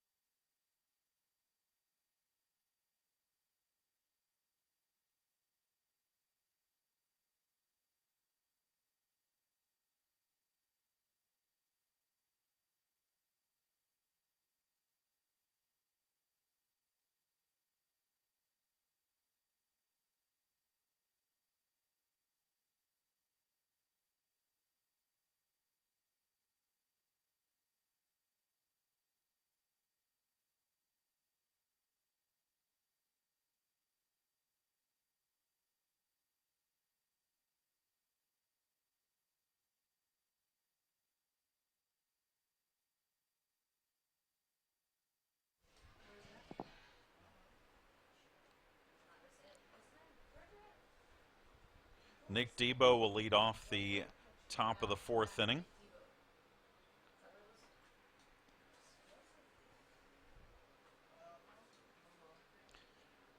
Debo 0 for 2. He has grounded out and popped out. He fouls off the first pitch for strike one. Actually, this is not Nick Debo. This is a pinch hitter.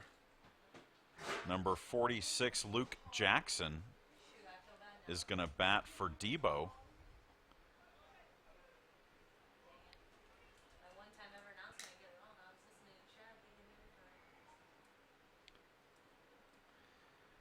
So Jackson bats here. He played left field in yesterday's game for the Braves, as the 1-1 pitch is low for a ball.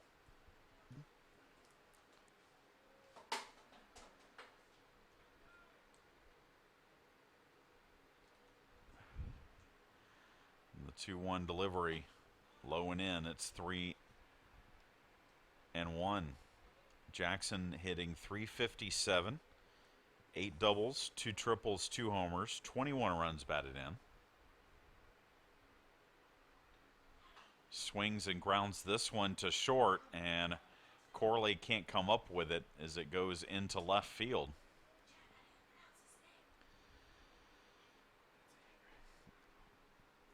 And so with one on, it will bring up Stabel Alaman Saba, the designated hitter.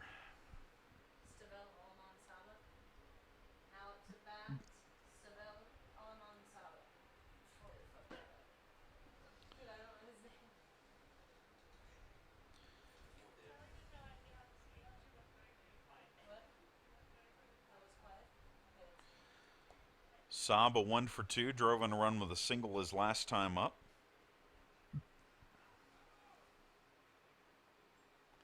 First pitch to him is high for a ball.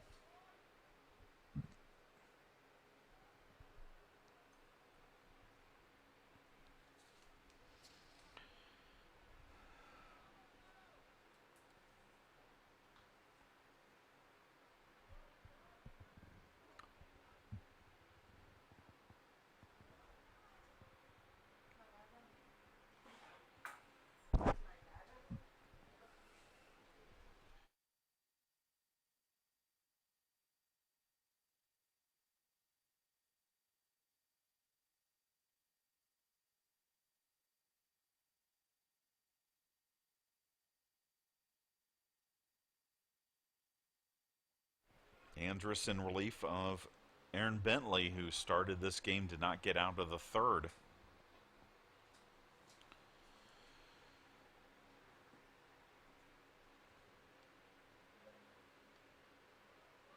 The senior from Katy, Texas. He's the only non-Georgia player on the roster, though he did play junior college ball here in Georgia. Saba swings and misses. It's now 1-2. Andrus threw an inning and picked up a save in the win over Embry-Riddle on Tuesday. It was his second save of the year.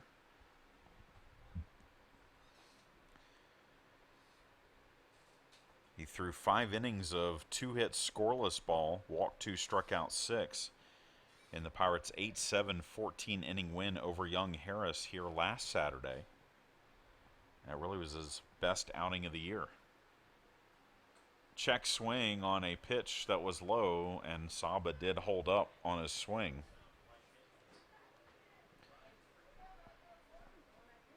So it's 2-2.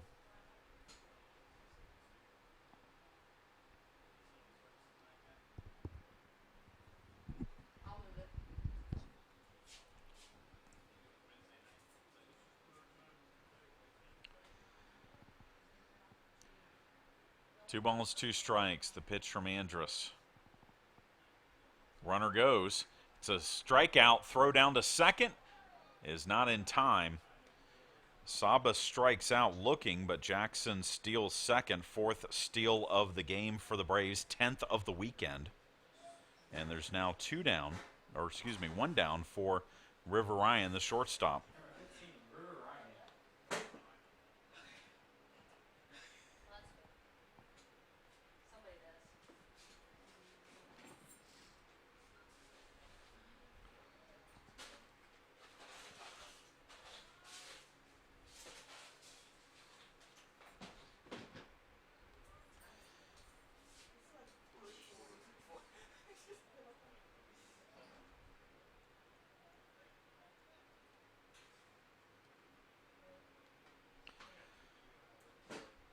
can tell you that Armstrong men's tennis has knocked off Georgia College. Nacho Hernandez getting the clinching win, and the final score ends up being 5-2. Georgia College did pick up a win at number 3 singles.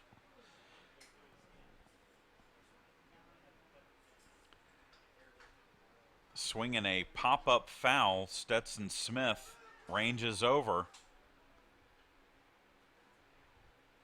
but cannot make the catch. And it's 1-1.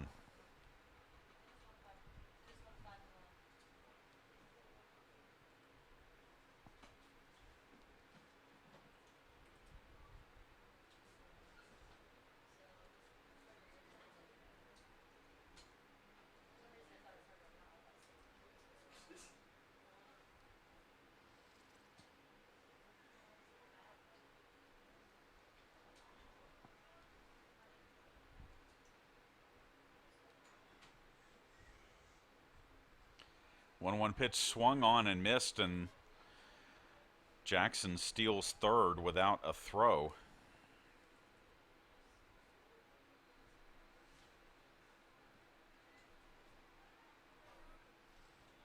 I'm telling you, there's going to be 20 stolen bases this weekend for UNC Pembroke. They are showing no mercy. The 1-2 pitch is low for ball 2. Yes, just like Captain Insano, showing no mercy. Oh, they're going to say that he swung and missed, so the check swing called a strikeout, and so Ryan out on strikes, and that's the second out of the inning. And brings up Datillo, the catcher.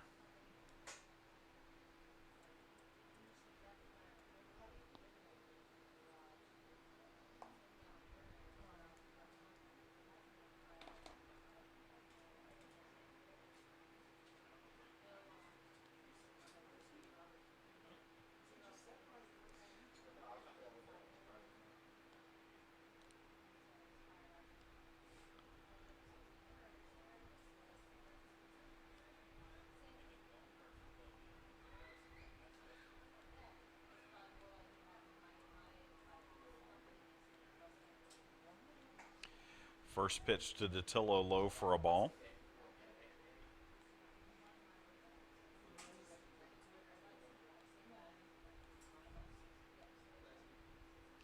Datillo has walked twice in the game today. Swings and pops this one up in the infield. And now drifting over into foul territory is Zach Goebel. He will make the grab, and that will retire the side. So we head to the bottom of the fourth. 10-2, Pembroke leads.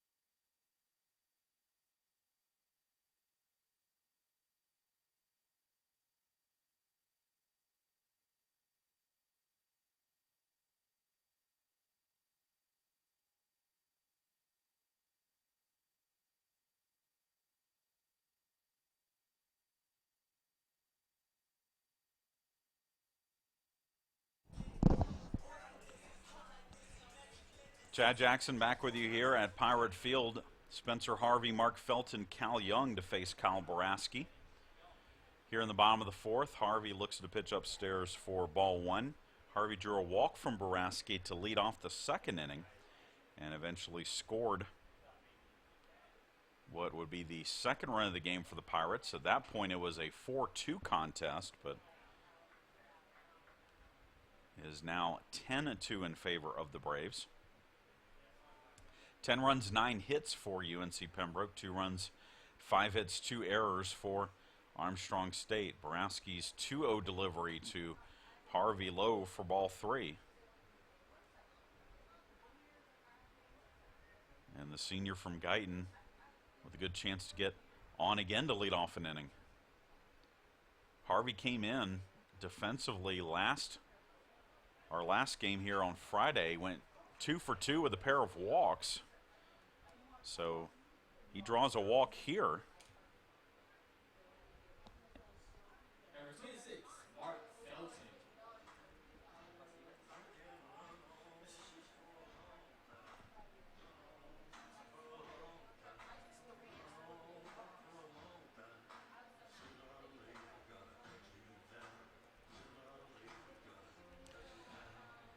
So the leadoff walk brings up Felton, the freshman from Valdosta. He singled off of Boraski in the second.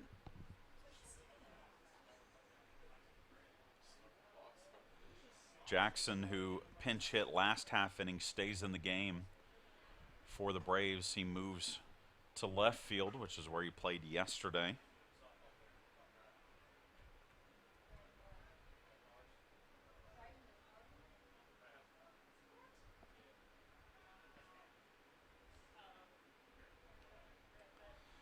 One ball, no strikes. That's in the dirt.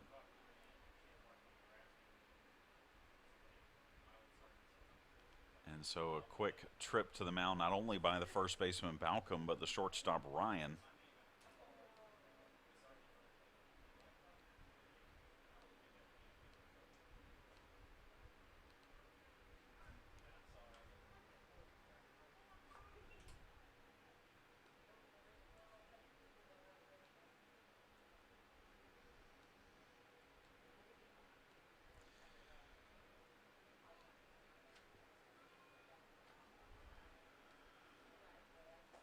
And the 2-0 pitch also low. Boraski in danger of putting the first 2 on. We did see some activity head down to the UNC Pembroke bullpen last half inning, but again with the wraps here, we can't see if anyone is up and throwing. But with ball 4 issued to Felton, we would think that someone would be up and throwing now. And the Pirates have the first 2 on here in the bottom of the fourth. Number 22, Cal Young. So that brings up Cal Young.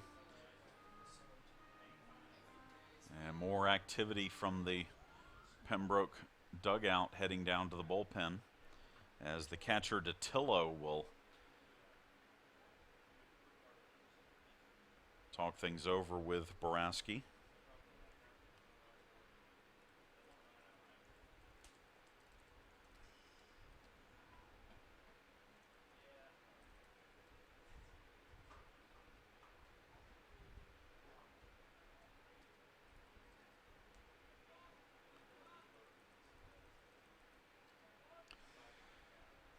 So Young steps in, he executes a successful sacrifice his first time up. First pitch to him, low for a ball.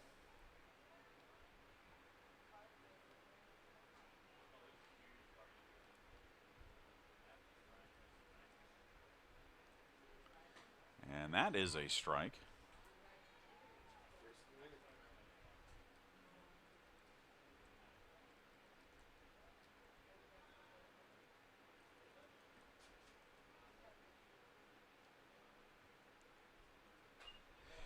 Shot to third. They go to second for one, on to first. The throw is not in time.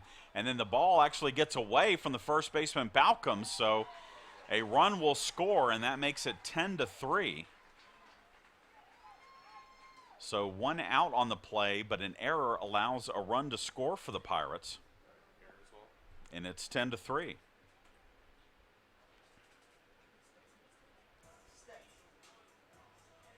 3, Stetson Smith.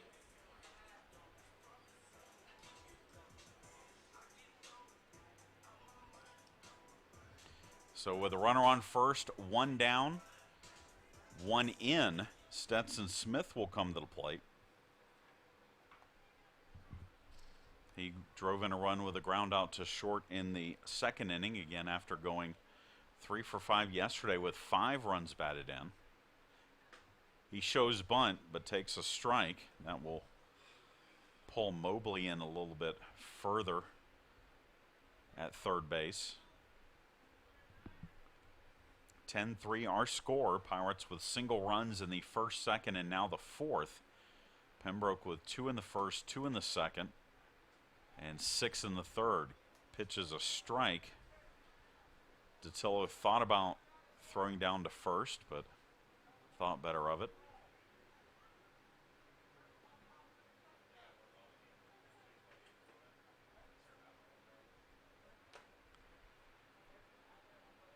And now the 0-2 delivery from Baraski. Must have been outside. It's 1-2.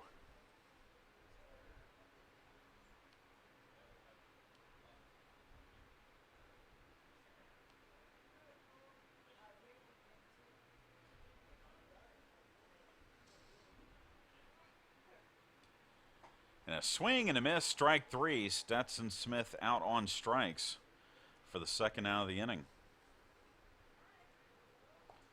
So we'll go back to the top of the order for Mike Warren. Mike Warren.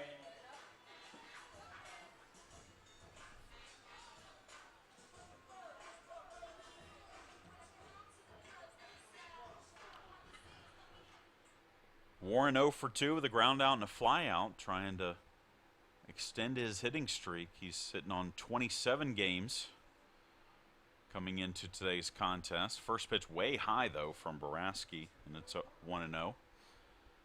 He had 3 hits here yesterday, 3 hits on Tuesday, and has had one of the hotter months that a Pirate hitter has had, as this is grounded to third. They go to second for the final out, and a nice play by Mobley to get the Braves out of the inning. Pirates played a run. We head to the fifth. 10-3, UNC Pembroke leads.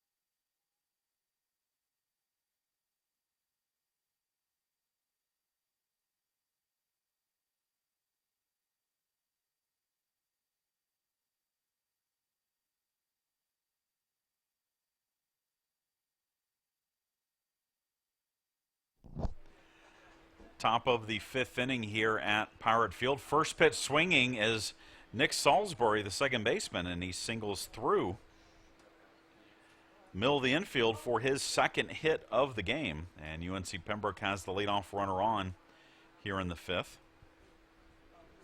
We told you the Pirate men's tennis won over Georgia College.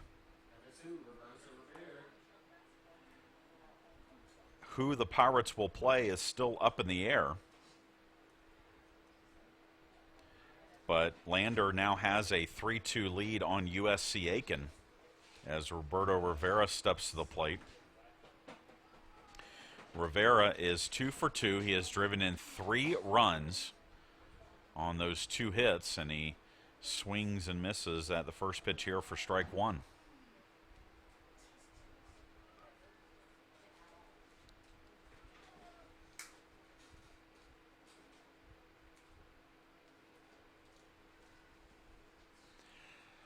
No balls, 1 strike.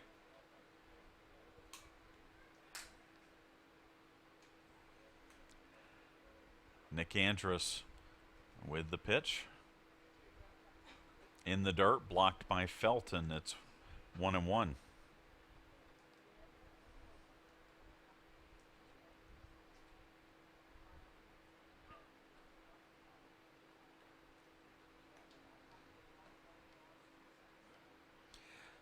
Our score. We're in the top of the 5th. Andrus came on in the middle of the 3rd. He is beginning his 3rd inning of work.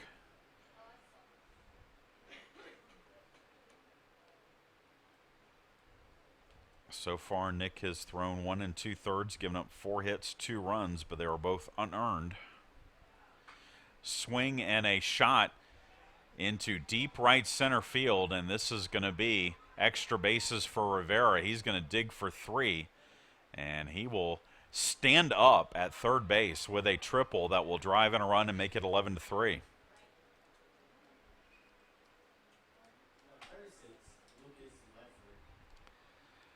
And for Rivera, that is his 9th triple of the year. And the Braves get the run back they gave up in the bottom of the 4th.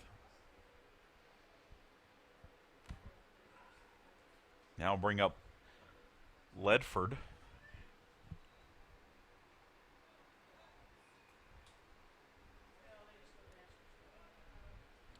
First pitch to him from Andrus is low for a ball.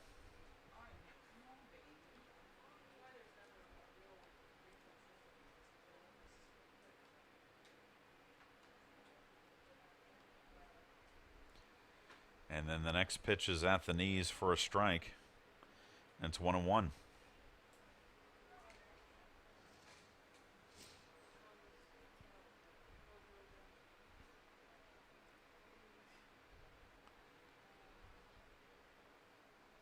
Swinging a grounder up the middle, and that's going to be a base hit. Again, the infield drawn in because of the runner at third, less than 2 out, and it's an easy single for Ledford in an RBI. And it's now 12-3.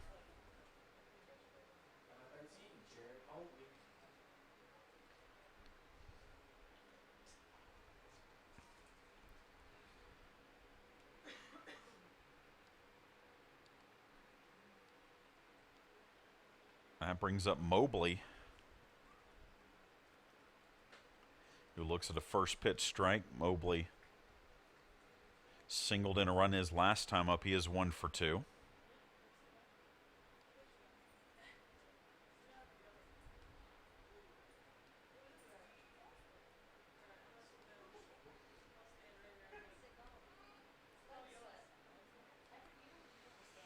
Runner goes on the first pitch. It's a hit and run, and it goes into center field for a base hit.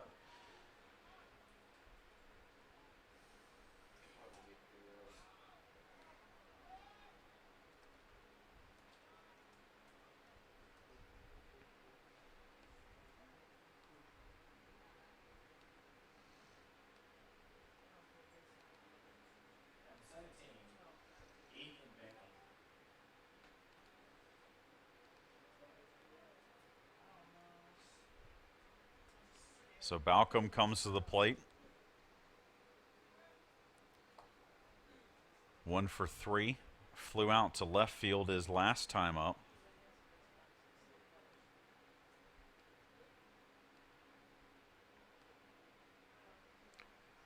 First pitch to him is a strike.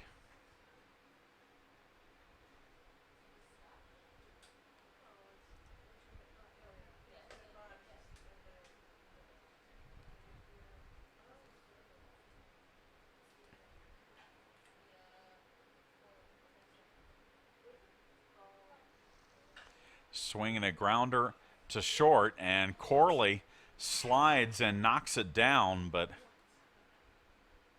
it ends up caroming over to second base, and so it's safe all around. A run comes in.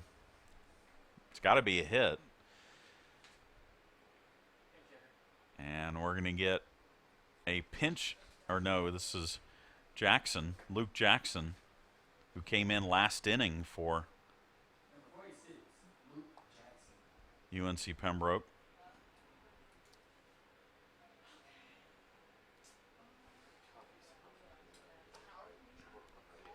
And the first pitch is a strike.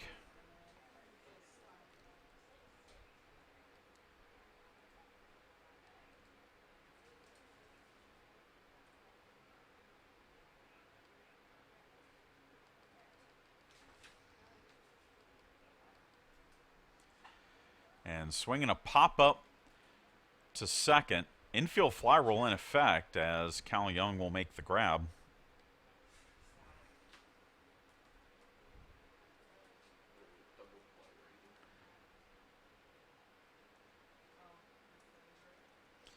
As Stabel Alamansaba Number 11, will bat. Saba.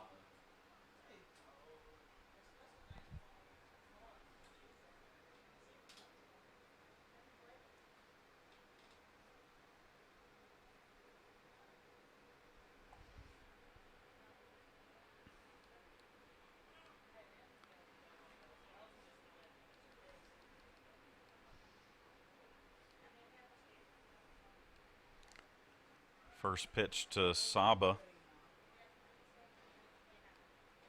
Low for a ball.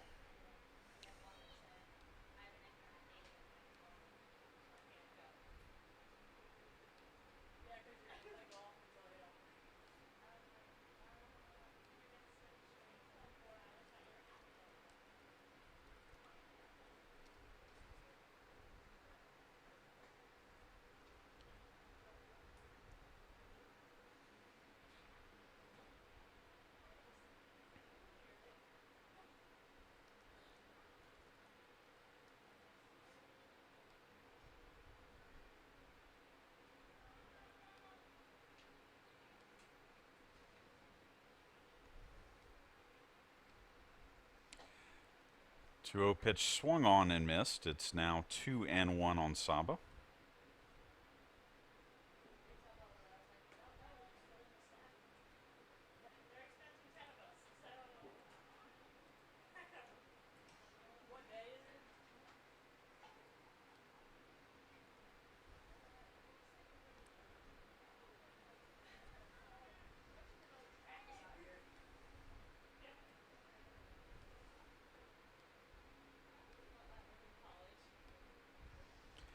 Check swing on a pitch in the dirt. Looking to see if they're going to appeal, and they do appeal, but they say that Saba held up. So it's now 3-1.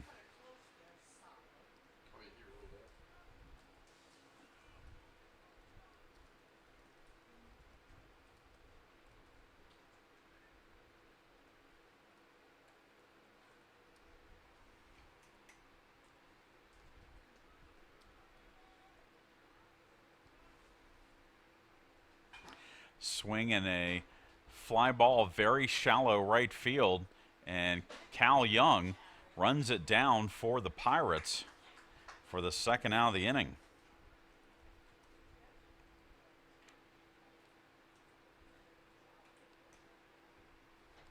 Number 15, River Ryan.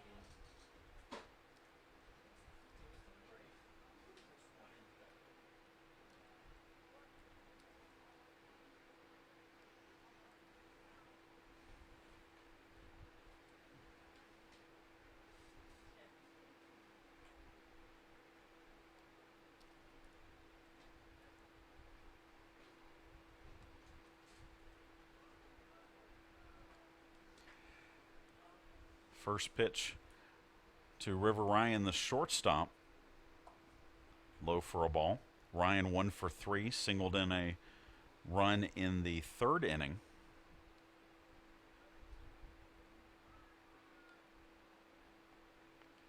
(13-3) our score as that is fouled off down the third base side.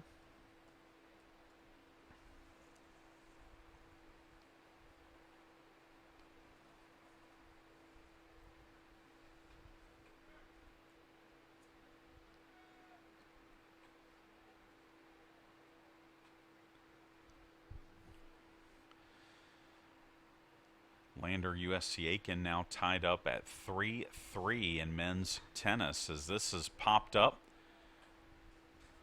Cal Young on the run and cannot. They're going to say that's a foul ball. Young could not make the play, but he was in foul territory when he tried to make the catch. So it ends up being just strike 2.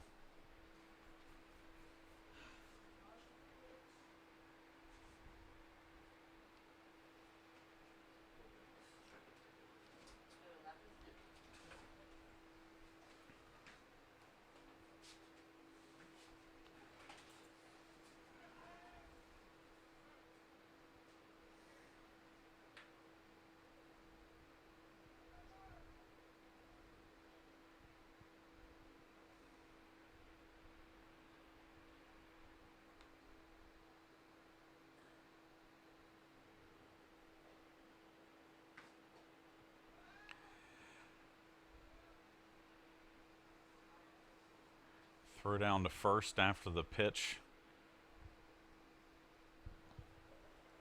But Balcom back safely. So a 2-2 count now on Ryan.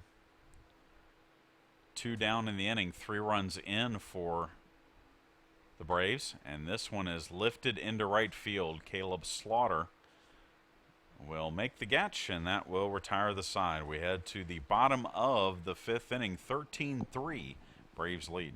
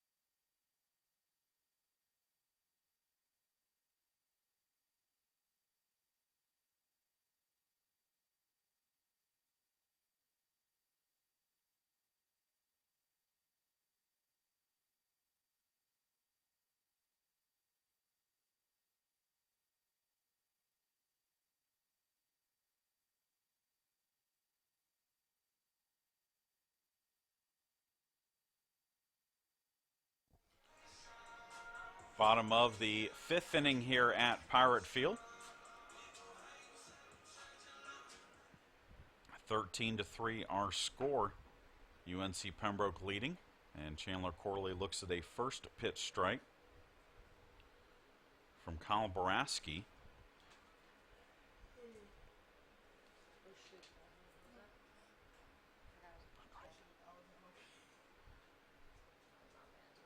Corley 1 for 2, tripled in the first and scored, grounded out to third in the third inning.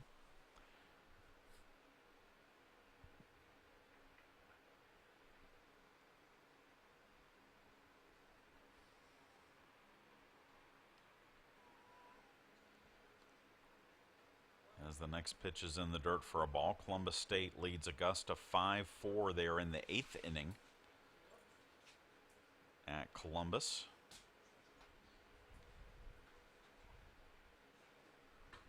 USC, Aiken, and Chowan have now started their contest. Scoreless in the bottom of the 1st inning at USC Aiken.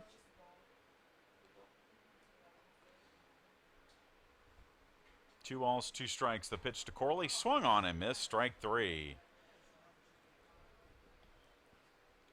Third strikeout for Boraski. And with one down, it brings up Ryan Patterson. Ryan Patterson.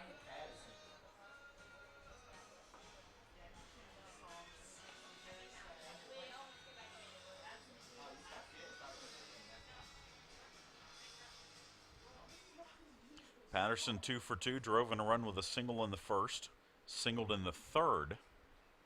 Looks at a pitch low here for ball 1.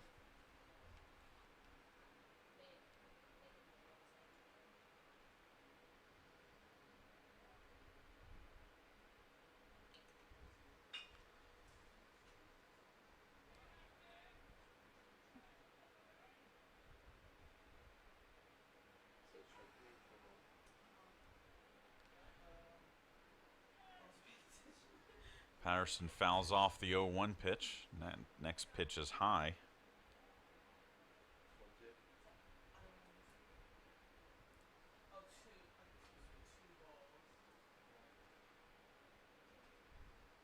Swing and a foul back.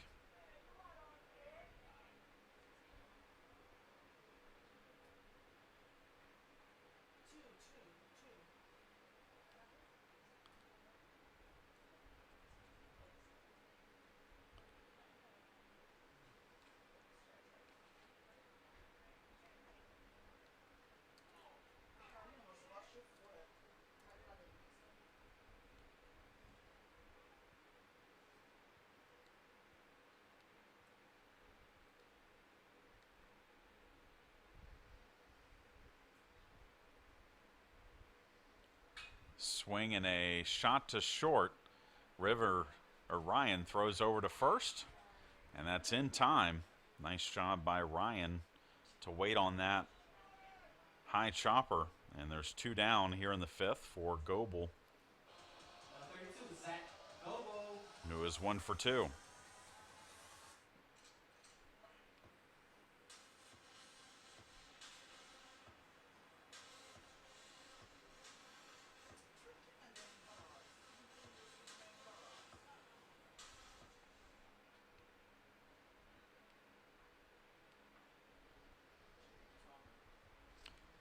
First pitch, Goebel swings and hits it in the left field for a base hit. He's got a 2-hit day.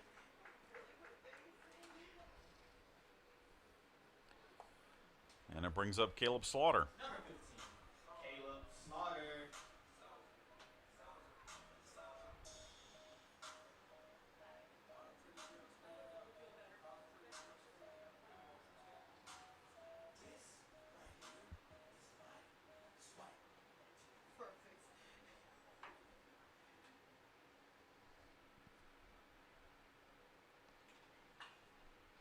Grounder to short, and Ryan can't handle it. That's going to be an error on Ryan that will keep the inning alive for the Pirates.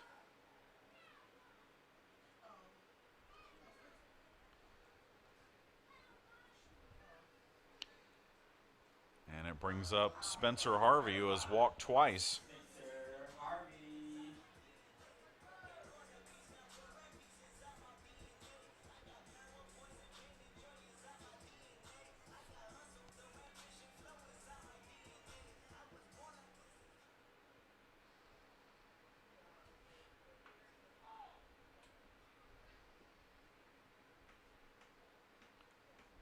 First pitch to Harvey upstairs for a ball.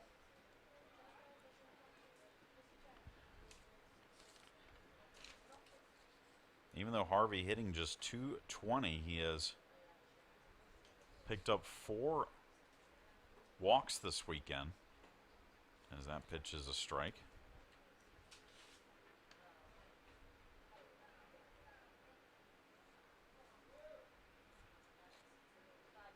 And he bats here with 2 on, 2 out. Bottom of the fifth, trying to cut into a 10-run UNC Pembroke lead. Swinging a shot into right field. This is tailing away, and that's going to fall for a base hit. 1 run will score, and Spencer Harvey, with a single to right, makes it 13-4.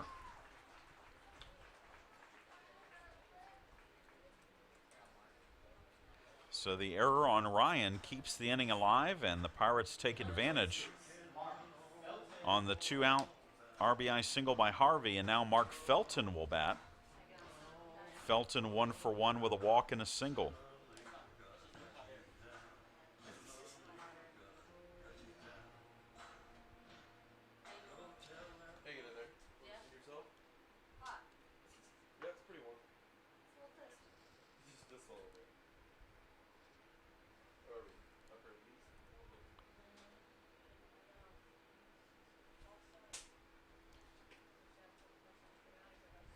First pitch is a strike to Felton.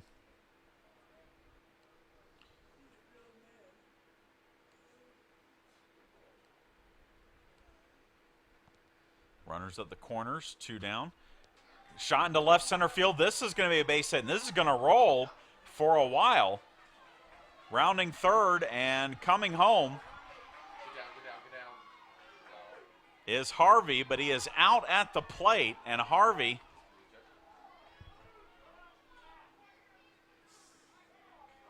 thought he hit the plate before the tag was applied.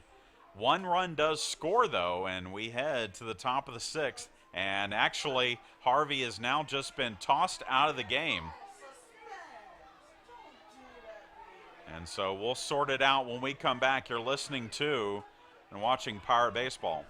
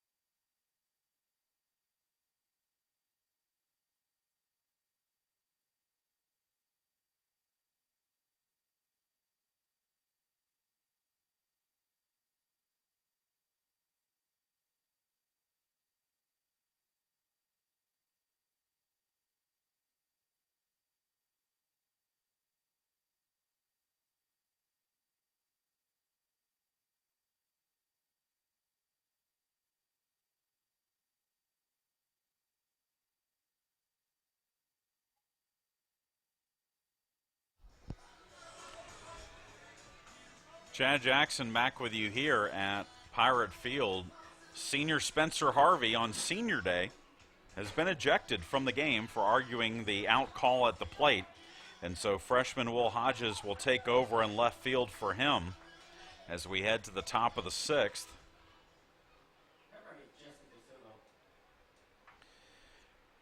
And Nick Andrus will face the 8, 9, and 1 hitters in the order for the Braves, as Justin DeTillo will lead things off.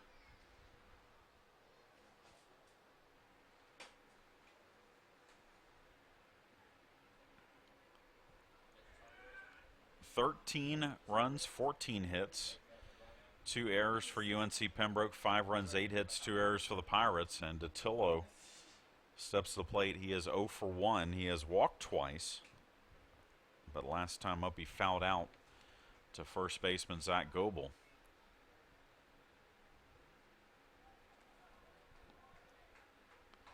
First pitch is fouled. Back to the screen for strike one. Lander men's tennis leads USC Aiken 4-3. There are two matches still out on the court. Lander needs just one win. Aiken needs them both. Grounder to second. Cal Young with it. Throws on to first. There's one away.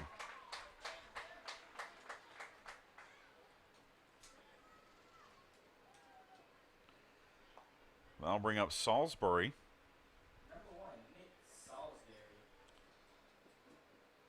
2 for 2 with a pair of singles. He also reached on an error on a sacrifice bunt. And he has scored 3 runs in this game.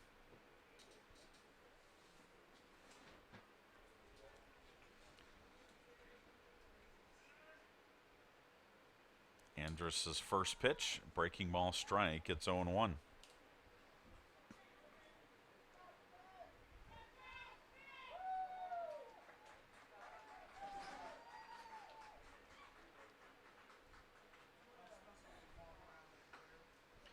Next pitch is a strike, and it's 0-2.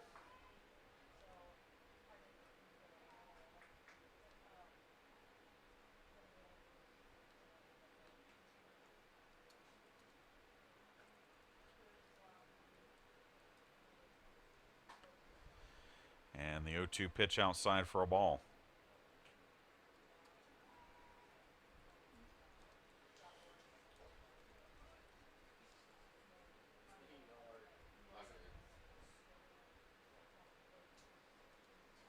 Swing and miss, strike 3. Felton will have to throw down to first to complete the strikeout, which he does. And there's 2 down for Rivera. Number 2, Roberto Rivera.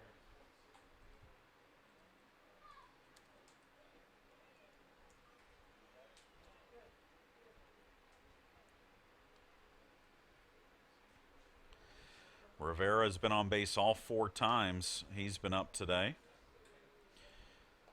He has 3 RBI singles, one of them a 2-run single, so he is 3 for 3. He has also drawn a walk, and he's driven in 4 runs. First pitch to him is high for a ball.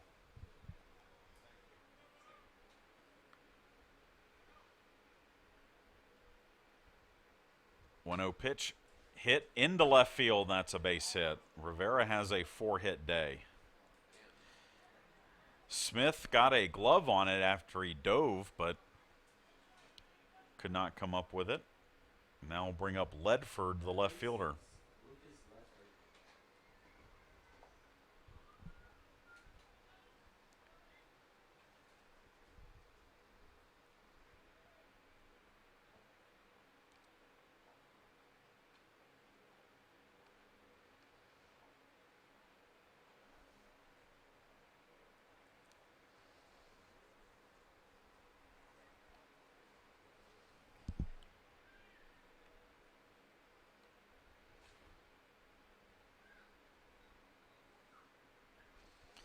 Columbus State now leads Augusta 8-4 in the bottom of the 8th inning.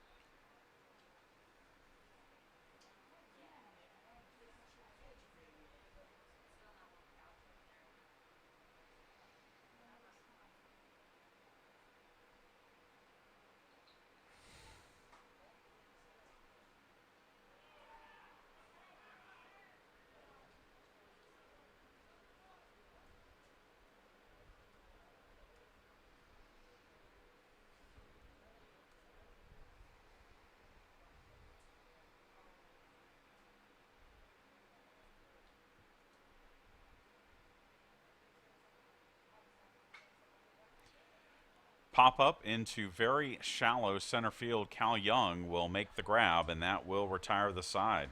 We head to the bottom of the 6th. 13-5, Braves lead.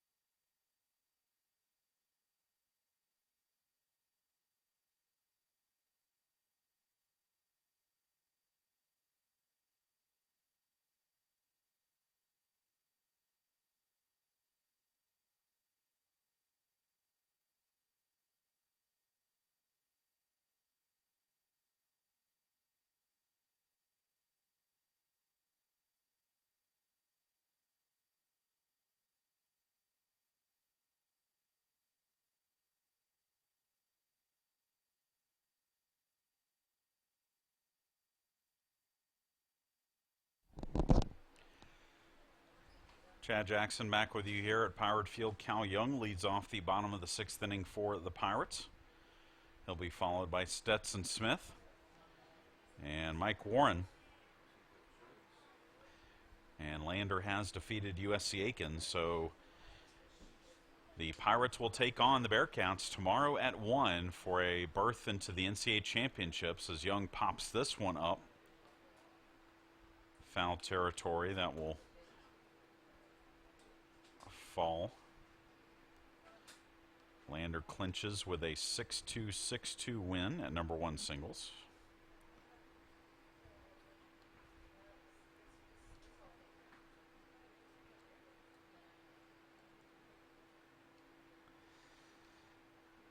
Again, that match will take place at 1 p.m. tomorrow over at the Armstrong State Tennis Complex. 0-2 pitch outside, taken for a ball.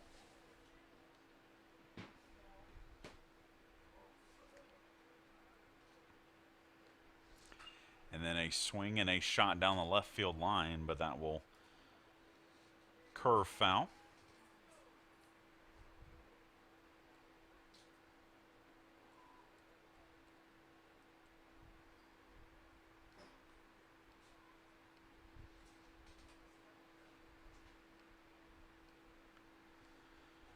And the 1-2 pitch high for ball 2.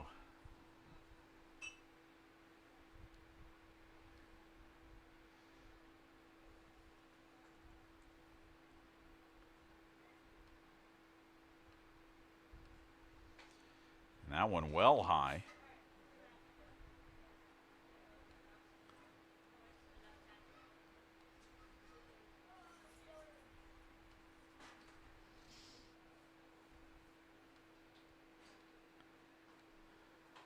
And 3-2 pitch is upstairs for ball 4.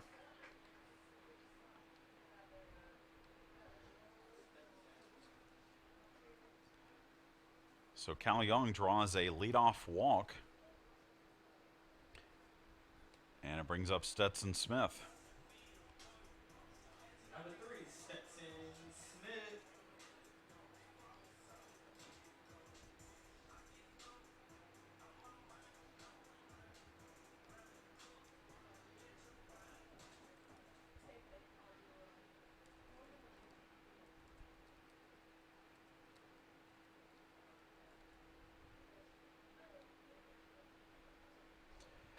First pitch, and Stetson Smith grounds to second. It is a 4-6-3 double play turned by Salisbury and the UNC Pembroke defense.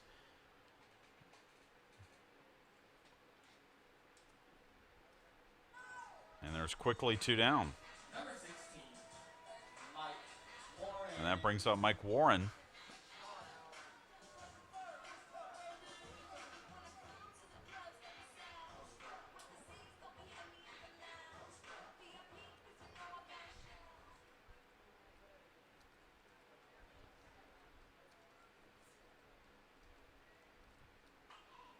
First pitch swinging, and Warren pops it up to the first baseman. Balcom in foul territory, and just like that, the Pirates go 3 up, 3 down, though there was a walk. A double play took care of him. We go to the 7th, 13-5, Braves lead.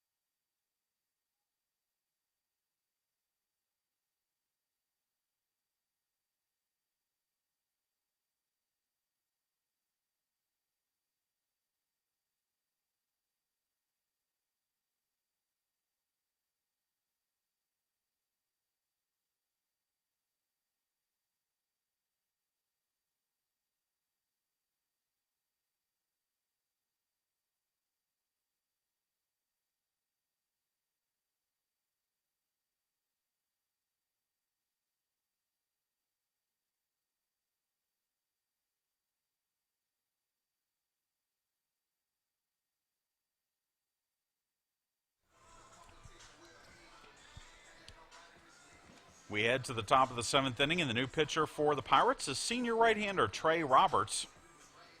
Out of Aiken, South Carolina, Roberts 1-0 with a 3.29 ERA. 13 2/3 innings pitched for the senior.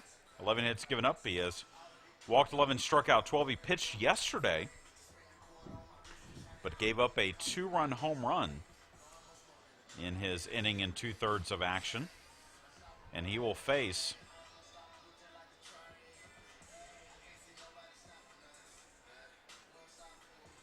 the 3, 4, 5 hitters in the order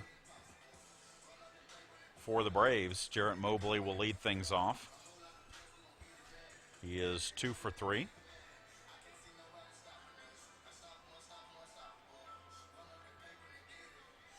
And so far, the Pirates have sent 3 seniors to the mound in the game today against the Braves. Aaron Bentley started it. Nick Andrus through 3 innings.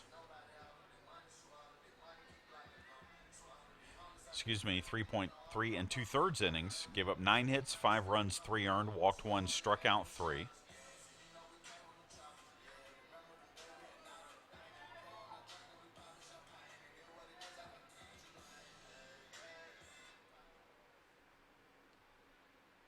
Number 13, Jared Mobley.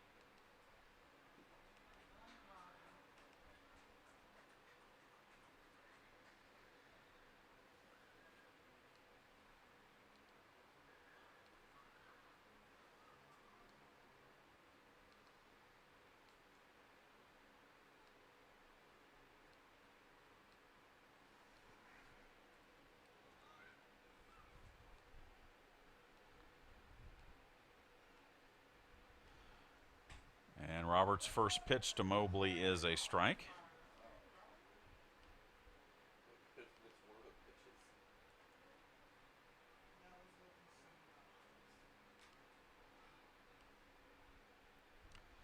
Next pitch from Roberts, low for a ball.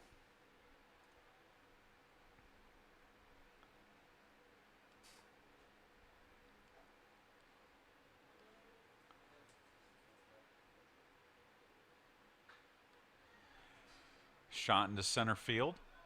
Mike Warren will range over and make the catch for out number 1.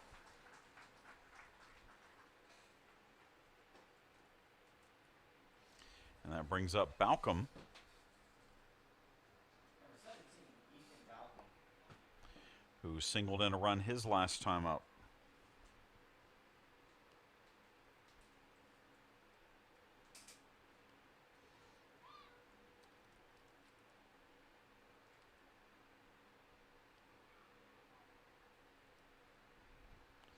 First pitch downstairs for a ball.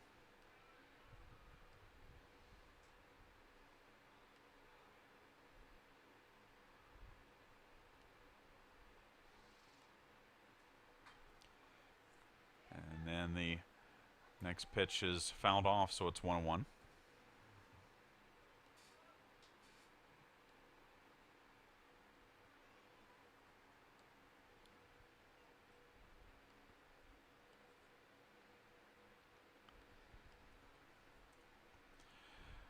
One ball, one strike. That's fouled off.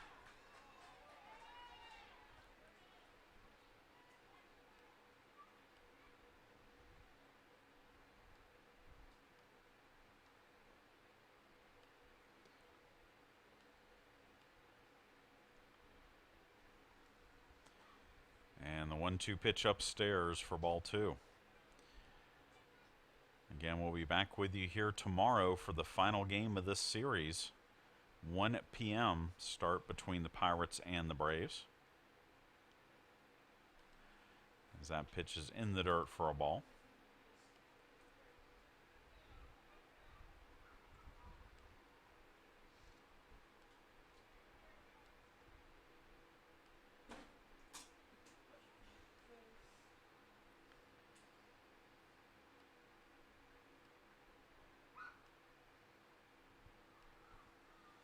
And ball 4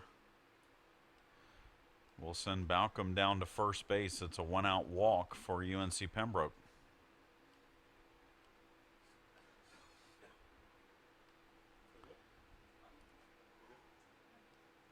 Number 46, Luke Jackson.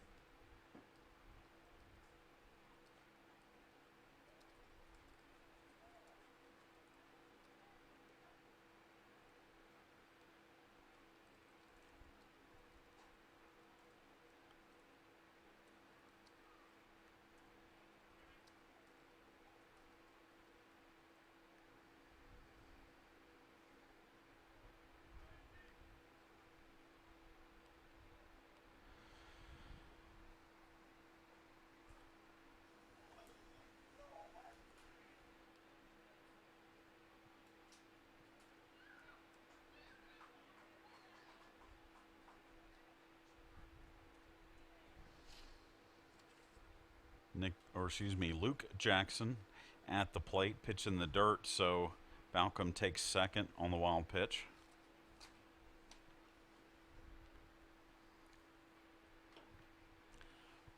One-zero delivery, that's in the dirt as well, and it's now 2-0 to Jackson, who is 1 for 2 since coming into the game for Nick Debo. I said he took over in left field. He actually took over in right, so Ledford stays in left field, and Jackson is in right field for the Braves.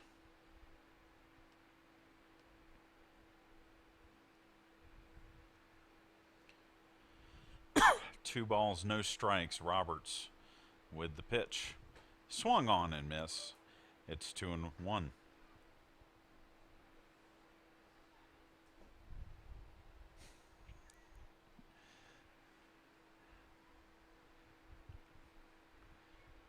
You want to take over and call an inning, Luke? It's your last chance, or tomorrow will be your last chance. Actually, you're gone tomorrow. 2-1 pitch, that's low for ball 3. And Felton wants a quick word with Trey Roberts. Started off the inning well, did Trey. Got Mobley to fly out to center field, but a walk to Balcom. And we've got a tent issue over behind the bleachers. It is breezy today, and the wind has picked up over the last probably about an hour or so. And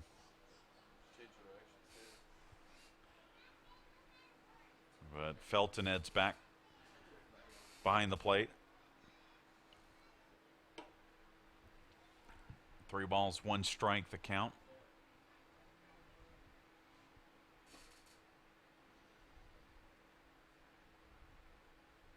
Runner goes for third. Why not? And it's fouled off.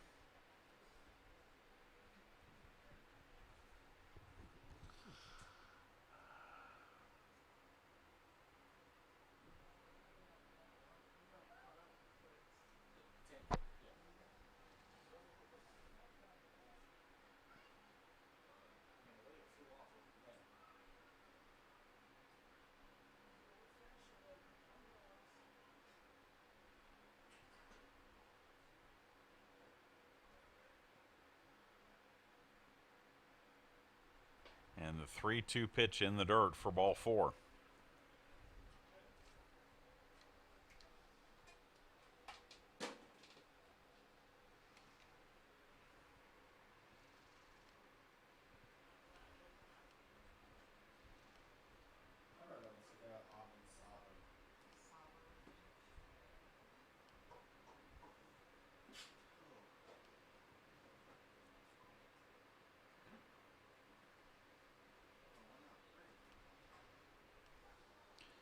Saba steps in, 1 for 4 today with an RBI single.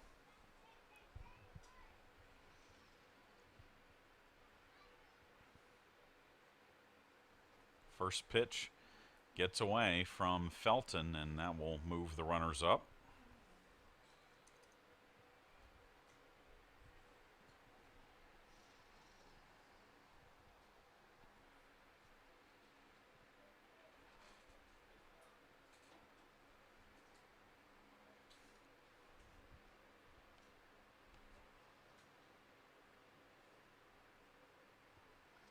And then Coach Calvin Culberson out to talk things over with Roberts here.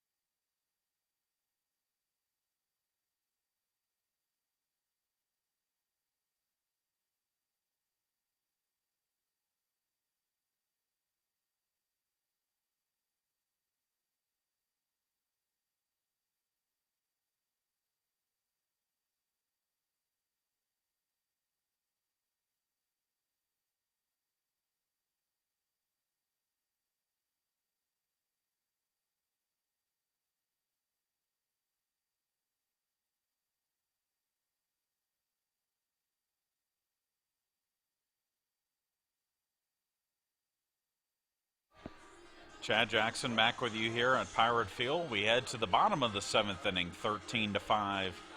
UNC Pembroke leads, and for your Pirates, it'll be the 2, 3, 4 hitters in the order facing Kyle Boraski, who has limited the Pirates to 5 runs, 8 hits through 6 innings.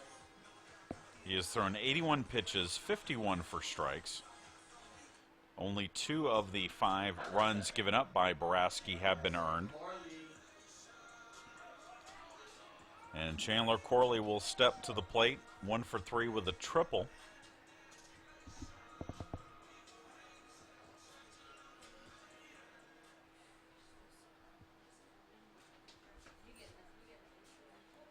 "13 runs, 15 hits, 2 errors for UNC Pembroke, 5 runs, 8 hits, 2 errors for Armstrong State, as Boraski's first pitch to Corley is a strike.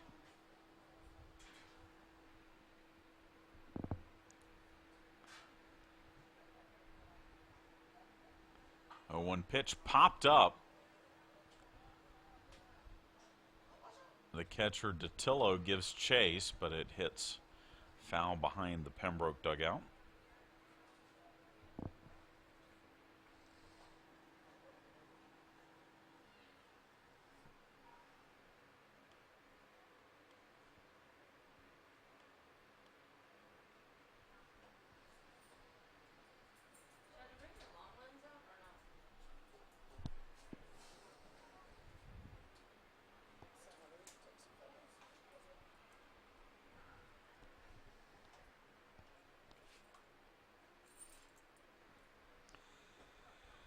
No balls, 2 strikes. The pitch to Corley is low for a ball.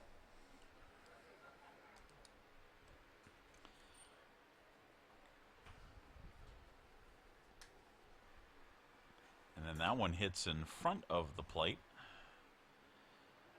and bounces in for ball 2.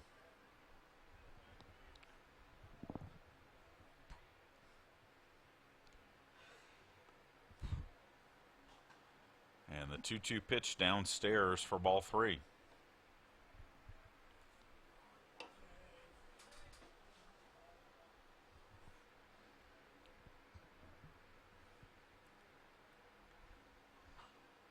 And the 3-2 pitch is popped foul, and that will get out of play.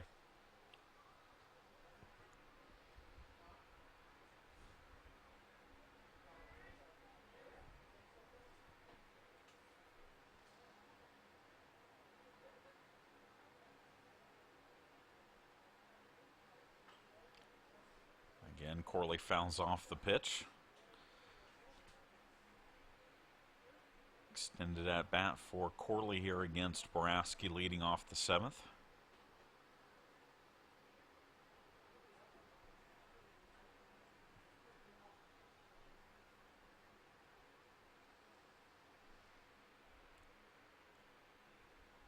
And the 3-2 pitch high and tight for ball 4. That is the 5th walk issued by Boraski. And it brings up Patterson.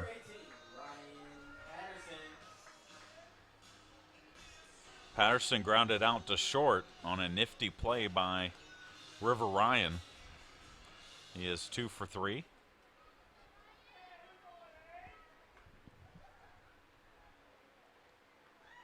And the first pitch to him is outside for a ball.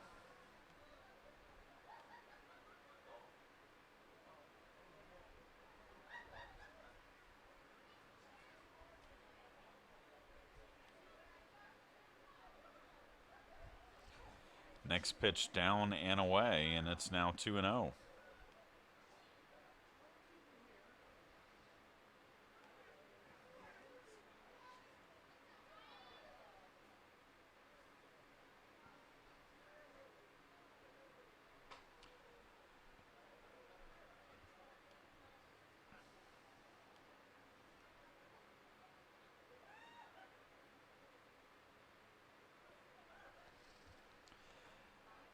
Three balls, no strikes. And Boraski's pitch is in the dirt, and Pirates have the first two runners on here in the seventh for Zach Goebel. And that's going to bring head coach Paul O'Neill out to the mound to chat with Boraski.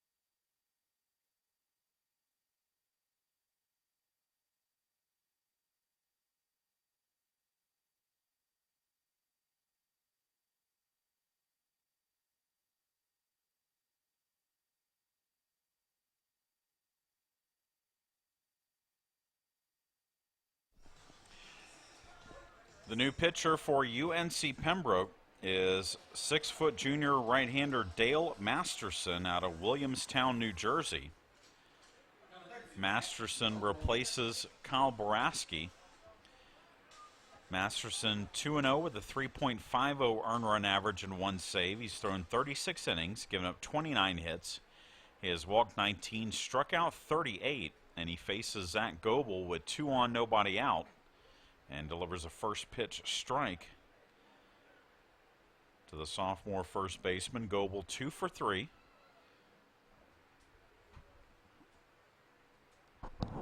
Singled in the first, flew out to left in the third, and then singled in the fifth.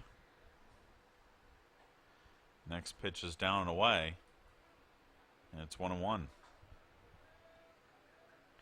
Remember, the Pirates trailed 12-1 yesterday in the sixth. Then got a late charge, scored 4 runs in the sixth, 4 in the ninth, cut it to 14-11. As there's a swing and a miss at the high fastball, it's 1-2. Pirates trailed by 7 going into the ninth, scored 4, had the tying run on deck, but River Ryan set down the Pirates 1-2-3 after that 11th run scored. 1 ball, 2 strikes. The pitch swung and hit off the glove of the third baseman, Mobley, into left field. That's a base hit and an RBI, and it's now 13-6.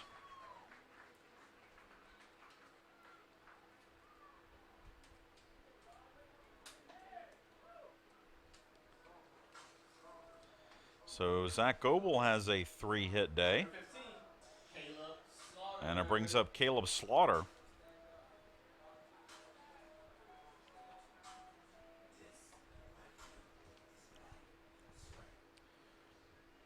Slaughter 0 for 3, but did reach on an error his last time up.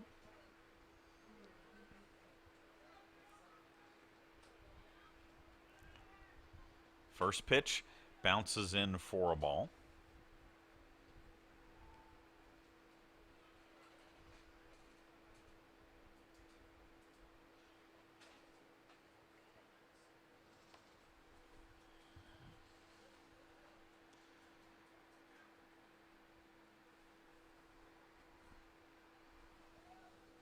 Ryan Patterson on at second, Zach Goebel on at first. The 1-0 pitch fouled back. And it's 1-1. Columbus State has defeated Augusta 9-4 in their non-conference conference game. USC Aiken and Chowan tied at 4 in the 4th inning. Auburn Montgomery, Georgia College just underway. 5 o'clock start as that is hit to short and into left field. That's a base hit. Rounding third is Patterson. Throw to the plate is not in time, and the Pirates with back-to-back base hits make it 13-7. Number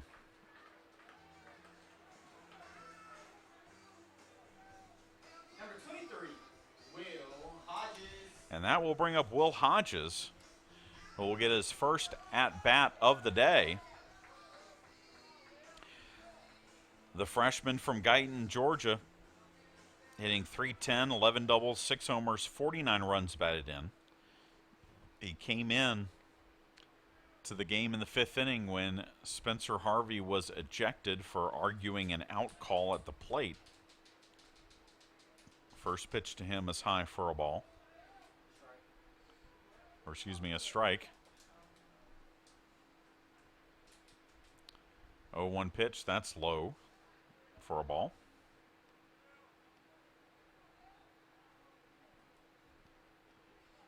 (13-7). 2 runs in for the Pirates here in the bottom of the 7th. And the 1-1 pitch down low. It's 2-1.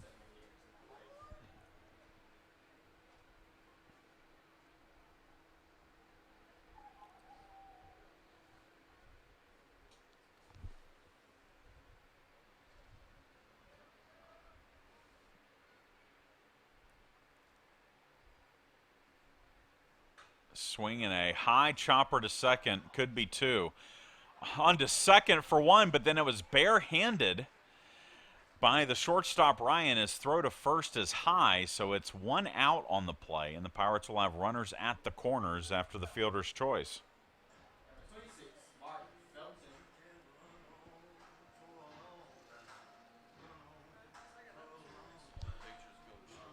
That'll bring up Mark Felton, who is 2 for 2 with an RBI.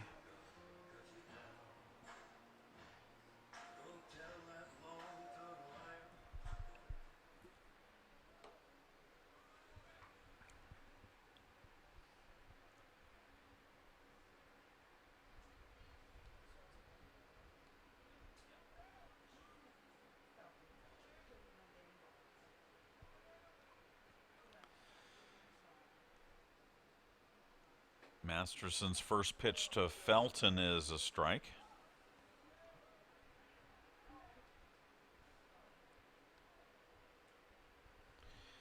Felton singled in the 2nd, drew a walk in the 4th,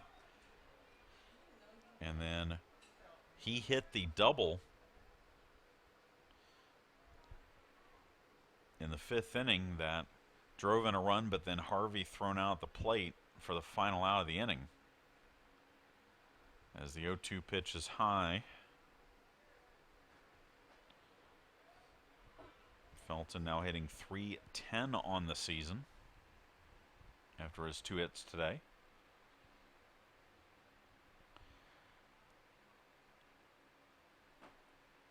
And then that pitch well high, and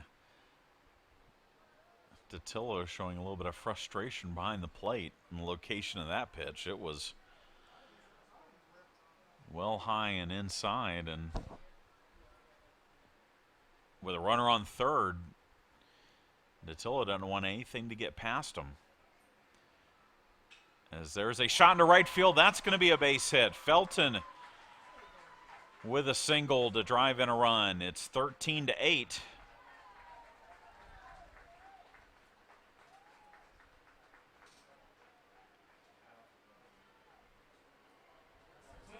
Cal Young. And that will bring up Cal Young. As some more activity heads down or in the UNC Pembroke bullpen. Cal Young 0 for 1 with a walk and a sacrifice.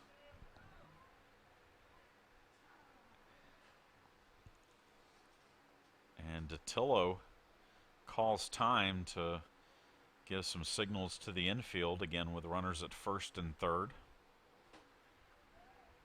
New set of signals, though we don't expect Felton to be running at first. As the first pitch to Young is a strike. Still a 5-run lead for UNC Pembroke, but it has tightened up a little bit. 13-8 our score. The 0-1 pitch swung on and missed in the dirt. And Masterson gets ahead quickly, 0-2.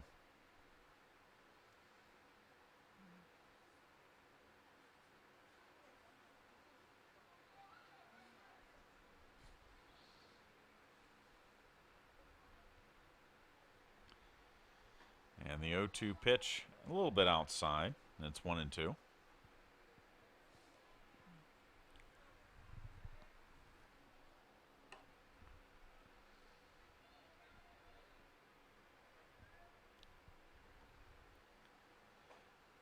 And that is called strike 3. Cal Young strikes out on a pitch that looked like it was below the knees, but that's the second out of the inning.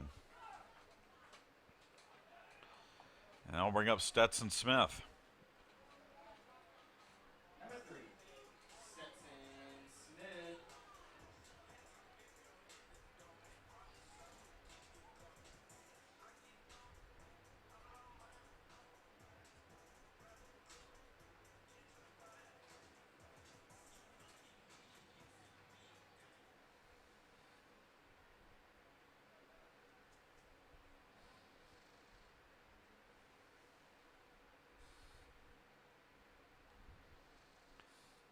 Smith looks at the pitch high and tight for ball 1. Stetson drove in a run in the second inning with a ground out, struck out in the 4th, and grounded into a double play in the 6th.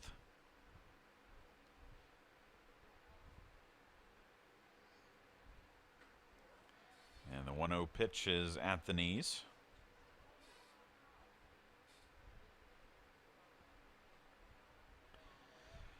Three runs in, runners at the corners. Will Hodges is at third, Mark Felton at first, as that is a tapper foul to make it 1-2.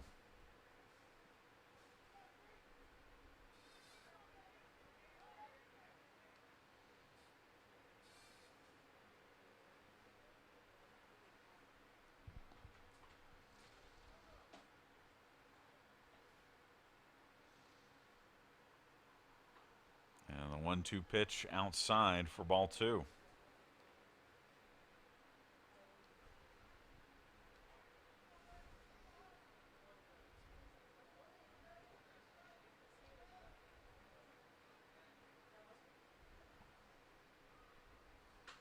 That is called strike 3, and the Pirates, with runners at the corners, get called out on strikes for 2 straight batters.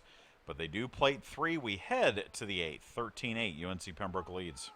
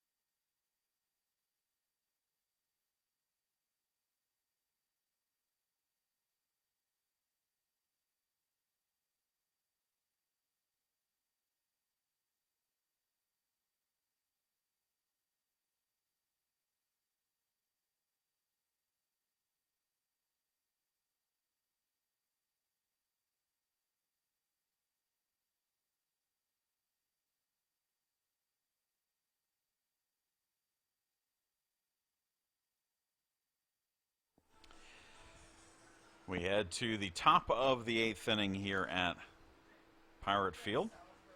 No, wait, Nick Salisbury. Nick Salisbury is going to lead things off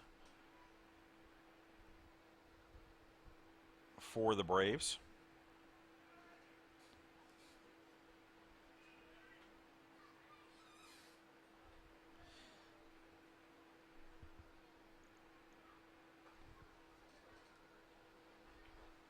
Salisbury has a pair of singles today. He's also reached on an error and struck out. He is 2 for 4. Trey Roberts starts him off with a strike and a ball, and it's 1-1. 13-8, UNC Pembroke with the lead. 1-1 pitch swung on and missed. It's 1-2.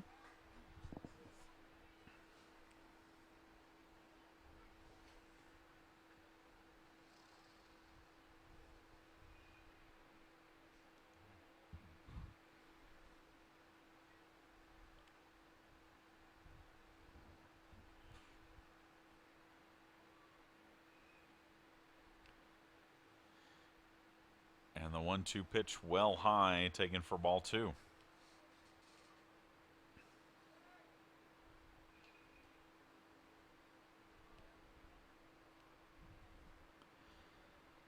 Salisbury scored 3 runs in the game today.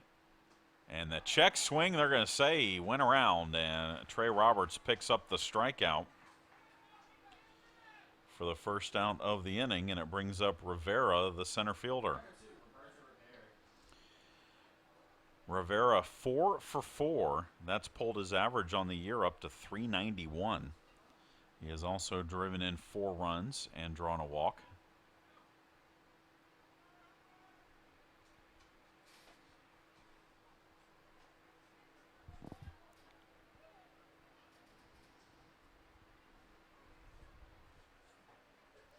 He has also stolen a pair of bases. And the first pitch to him is called a strike, and Rivera visibly disappointed in that call. Now we'll head over and chat with the third base coach, Jeff Jefferson.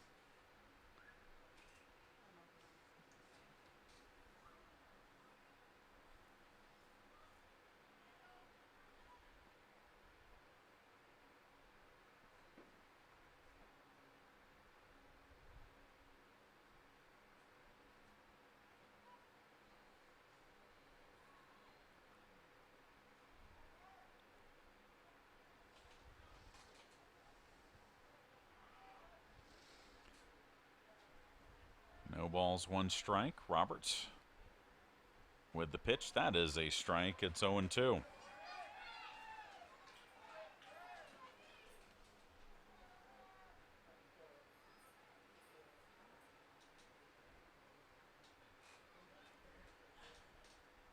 In the dirt. That will be a ball.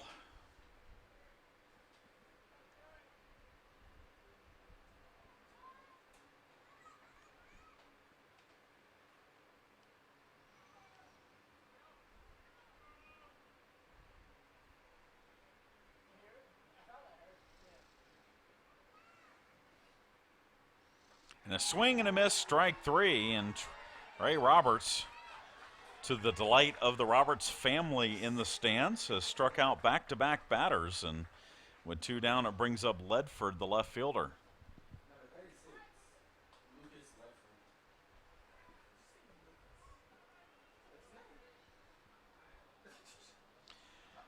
Ledford. Ledford 2 for 4 with an RBI.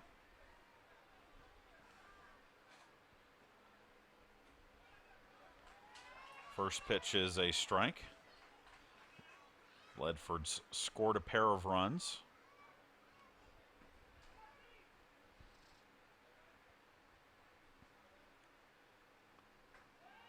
Oh, 1 pitch inside.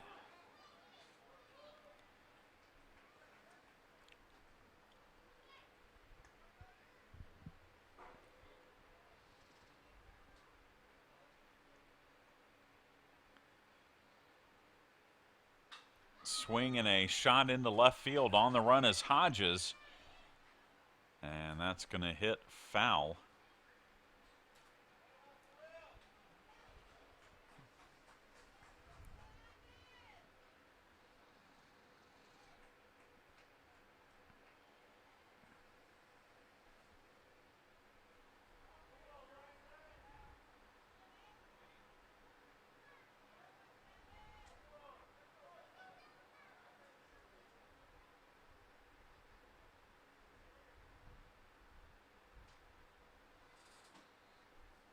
So 1 ball, 2 strikes. Senior Trey Roberts into the line, and the pitch hit to second.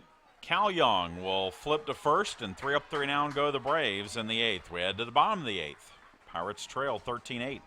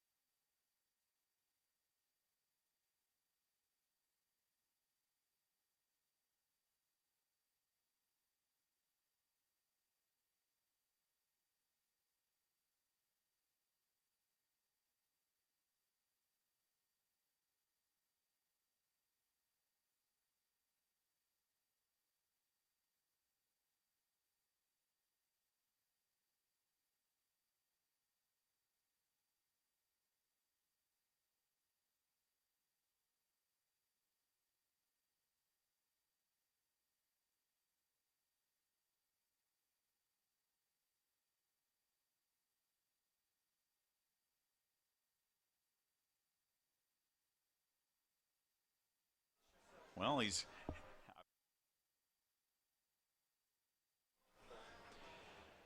bottom of the 8th inning here at Pirate Field. Mike Warren, the leadoff hitter for the Pirates,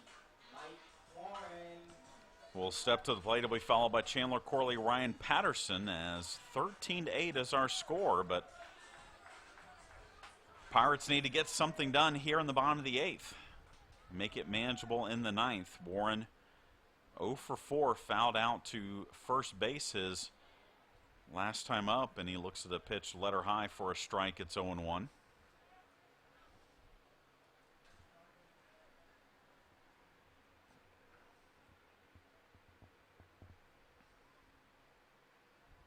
Next pitch, high chopper behind the pitcher's mound, and that is going to be an infield hit for Warren. And so Mike Warren, by the slimmest of margins, extends his hitting streak to 28 games, but more importantly, he gets on to lead off the inning, and it brings up Chandler Corley.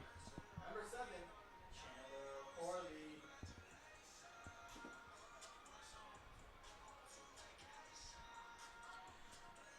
Corley drew a walk his last time up. He also scored.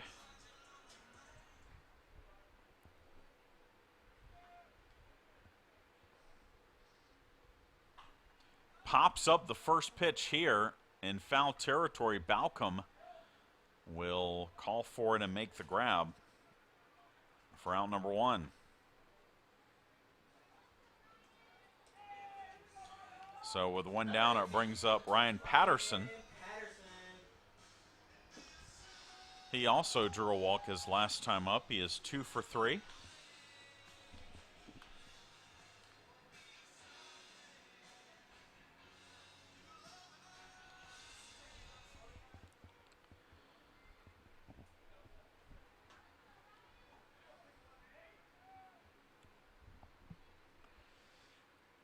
Masterson's first pitch to Patterson is inside, and the catcher DeTillo was going to snap throw down to second, but when he cocked his arm back, he actually kind of bumped into our home plate umpire, Rich Behrens, so alertly deciding not to throw down to first. The pitch was a ball, so it's a 1-0 count. And then the next pitch also upstairs. It's 2-0.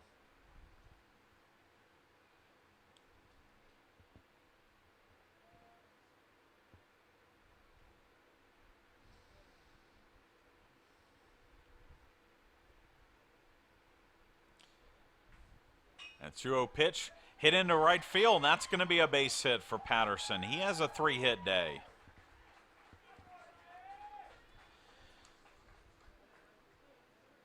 And that will bring up Zach Goebel. Number 32, Zach Goebel.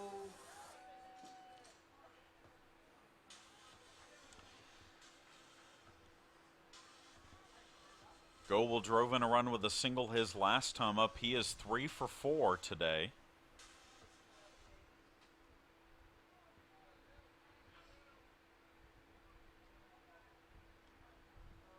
And he swings and misses at the first pitch from Masterson for strike one.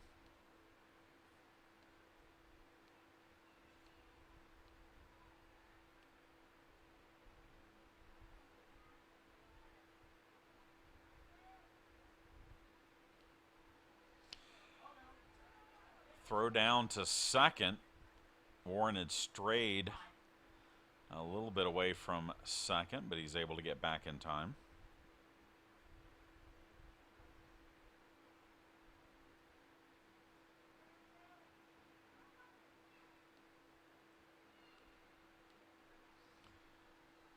And the 0-1 pitch from Masterson is a strike. It's 0-2.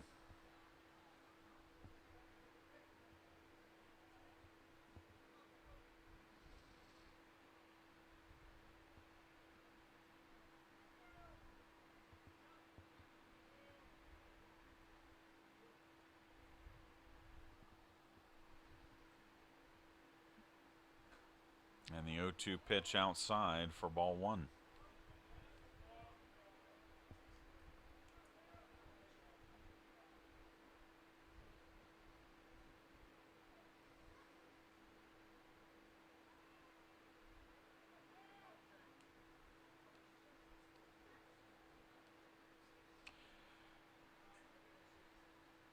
One ball, two strikes. Pitch hit into right field. That's a base hit. They're going to hold the runner at third and actually throw behind Mike Warren. But it is going to be safe all around on the single to right. Bases loaded for Caleb Slaughter. Number 15, Caleb Slaughter.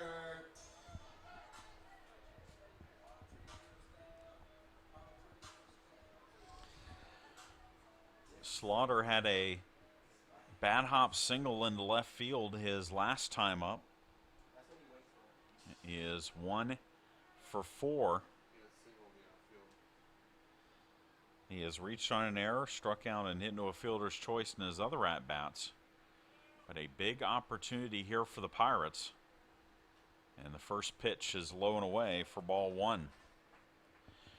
Mike Warren on at third, Ryan Patterson on at second, Zach Goebel on at first. Trailing 13-8. Pirates have the bases full. The 1-0 pitch inside.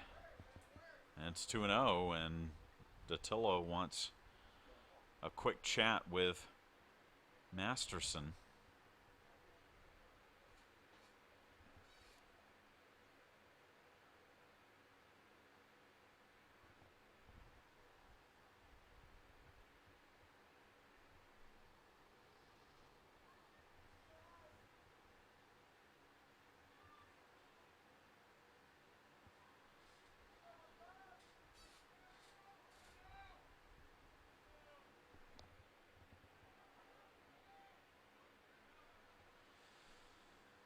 Two balls, no strikes.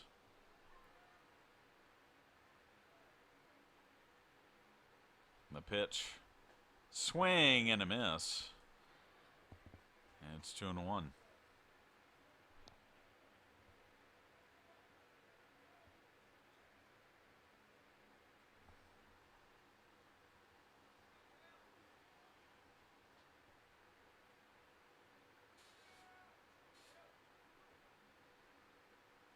And then the 2-1 pitch is a strike at the knees. It's 2-2.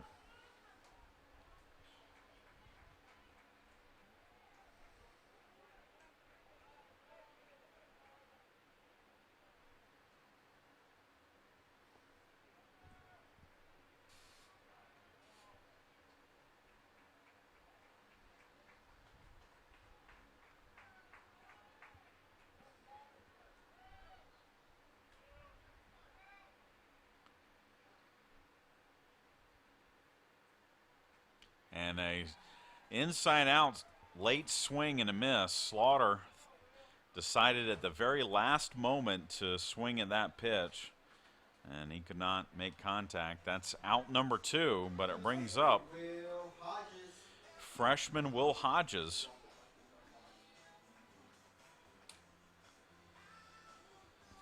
Who bats with the bases full. He hit into a fielder's choice at Hodges his first time up.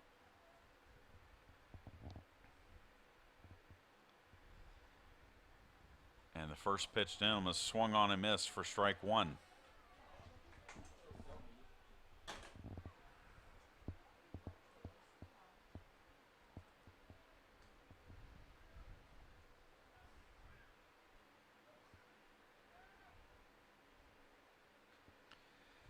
No balls, 1 strike.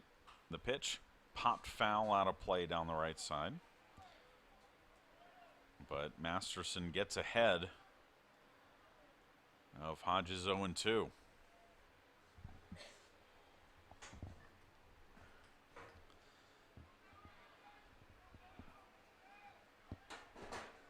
Masterson loaded the bases, giving up 3 hits in the inning, but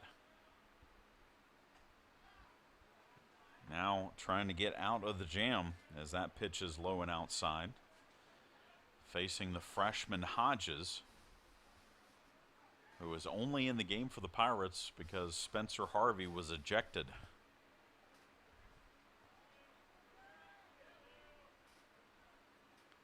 One-two pitch hit foul down the left side. That was close to hitting Mike Warren at third.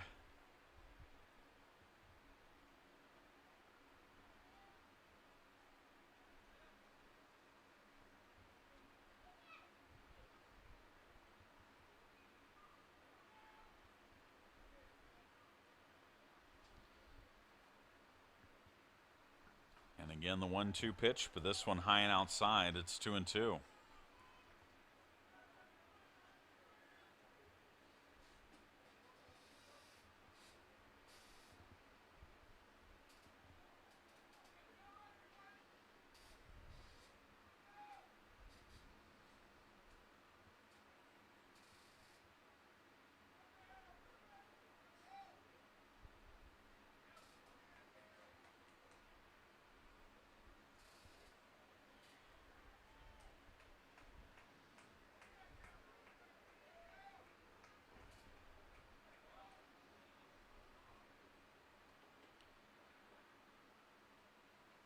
And the 2-2 pitch hits him. Will Hodges, hit by the pitch, will drive in a run and make it 13-9.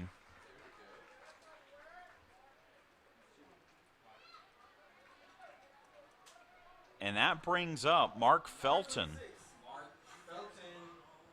And Felton represents the tying run, 13-9.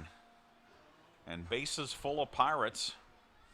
Felton 3 for 3. He has driven in a pair of runs. He had an RBI double in the 5th inning and an RBI single in the 7th.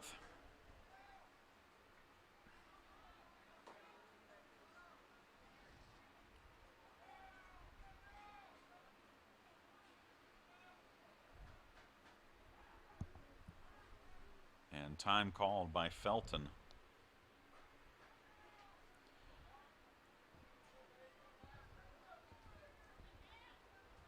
Patterson at third, Goebel at second, Hodges at first. And that one bounces about 5 feet in front of the plate, and Datillo with a nice grab, because that had a little extra velocity on it, and he was able to snag it before it got back to the screen. That could have played it a run.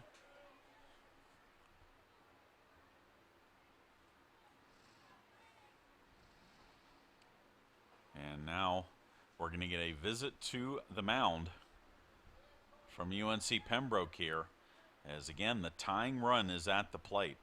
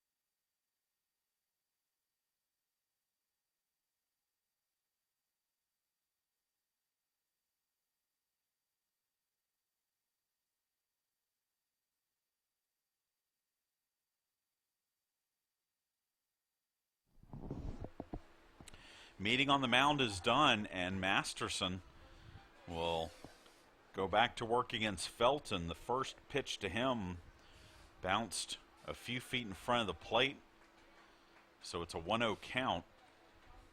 One run is in here in the bottom of the eighth. 13-9, Pembroke leads. And Felton hits this one to center field. That's a base hit. They will hold the runners after one base, but it's an RBI single for Felton. And it's now 13-10. Number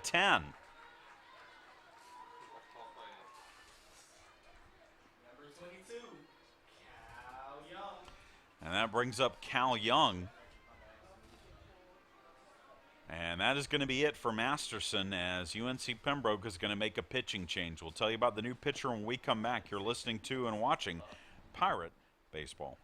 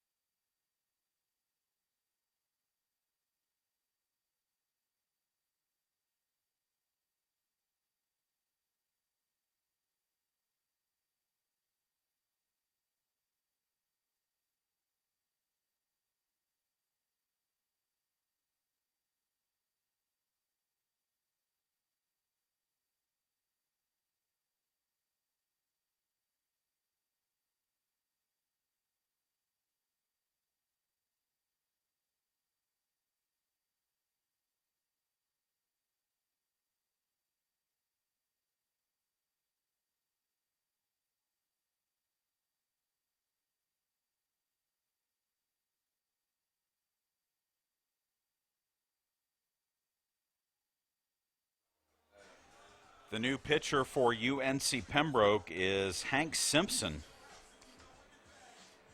6'8", 190-pound sophomore right-hander from Holly Springs, North Carolina. Simpson is 4-1 on the year. With a 4.76 earned run average with 3 saves, he's thrown 45 and a third innings, given up 52 hits.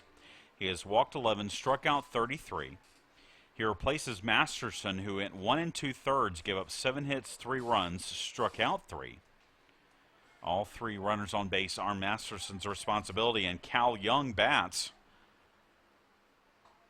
and looks at a strike. It's 0-1. 13-10 is our score. It's a 3-run lead for the Braves, but the Pirates have the bases loaded.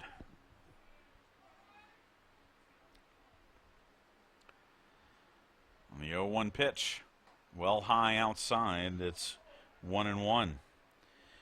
Zach Goebel on at third, Will Hodges at second, Mark Felton at first.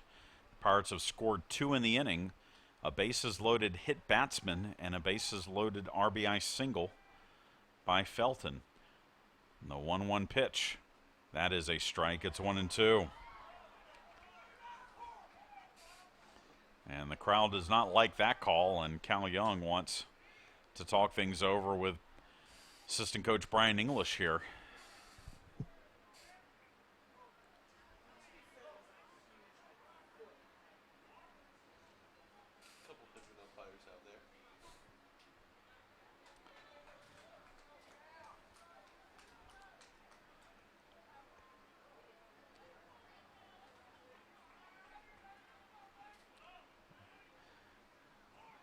One ball, 2 strikes. The pitch from Simpson outside. It's 2-2.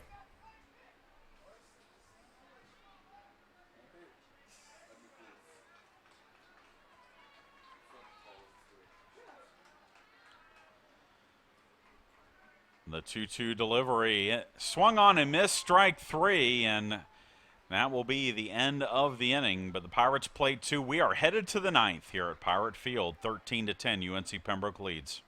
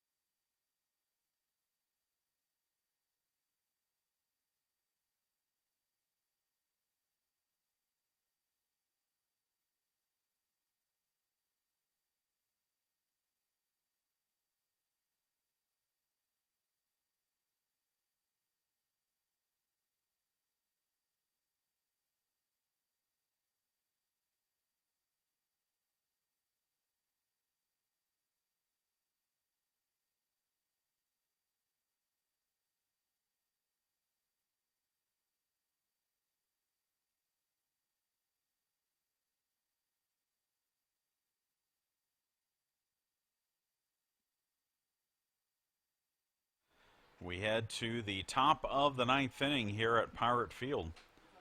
And Trey Roberts will face the 3-4-5 hitters in the order for UNC Pembroke as Jarrett Mobley leads things off. Mobley 2 for 4 with a pair of singles.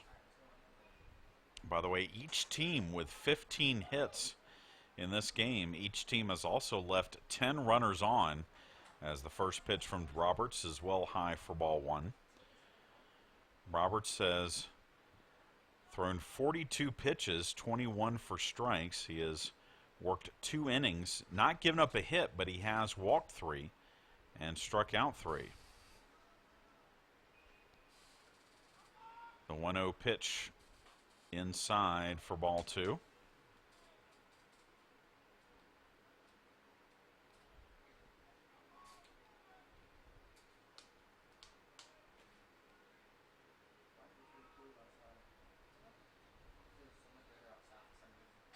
Swing in a pop-up foul territory. Stetson Smith gives chase, but it will be out of play.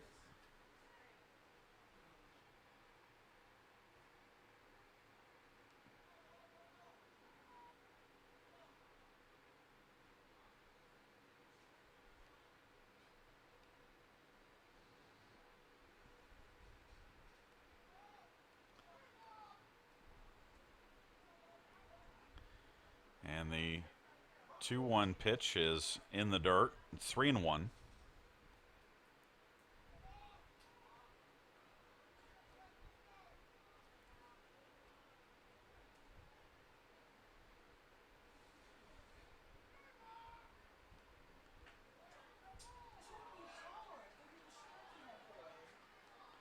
And ball 4 will send Mobley down to first.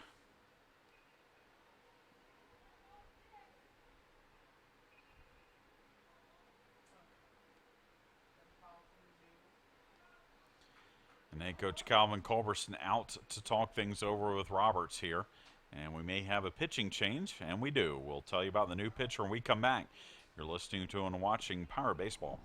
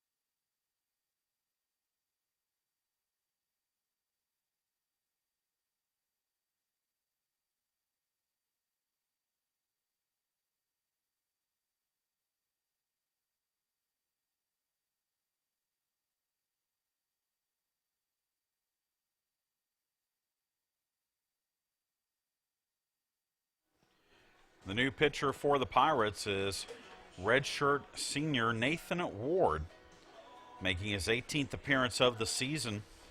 Ward 2-1 with a 3.22 earner run average and 1 save, 22 1/3 innings pitched for Nate. 19 hits given up. He has walked 19, struck out 23. And he comes in relief of Trey Roberts, who threw 2+ scoreless. And Ward will face the first baseman for the Braves, Ethan Balcom.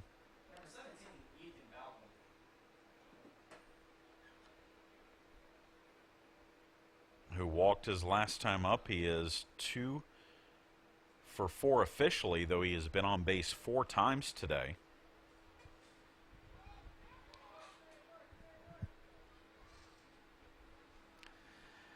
And Ward's first pitch to Balcom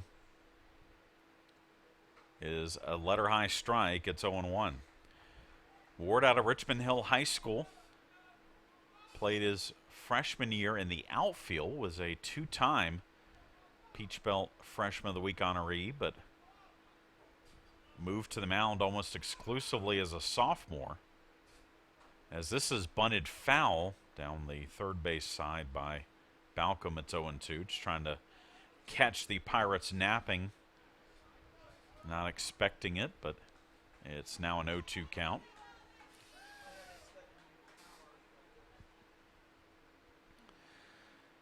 Ward has pitched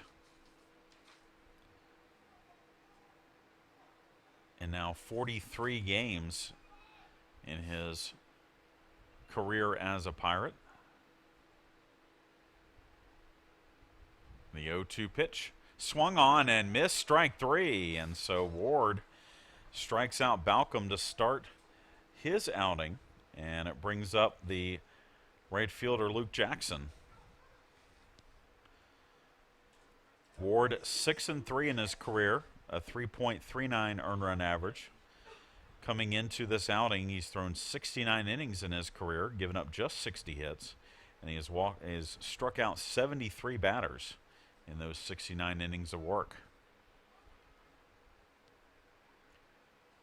And the first pitch from Ward hits Jackson. And that will bring up the designated hitters, Tabel Alaman Saba.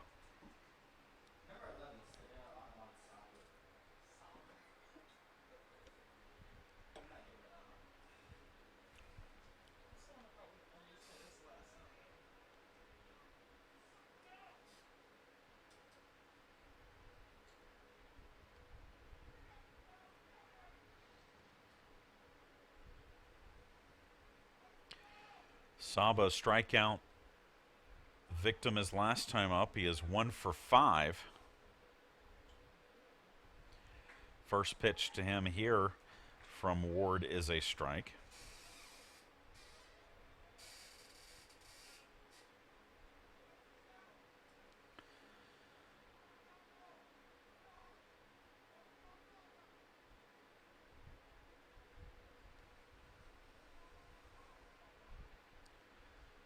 The 0-1 pitch is a strike. It's 0-2.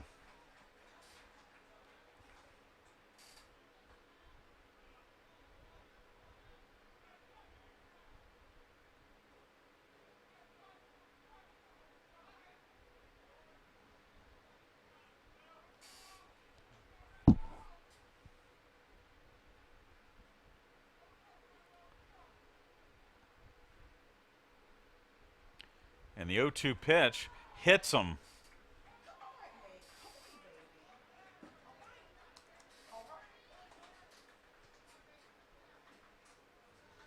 Well, it started well for Nate Ward. He struck out the hot-hitting Balcom, but he has now hit back-to-back batters.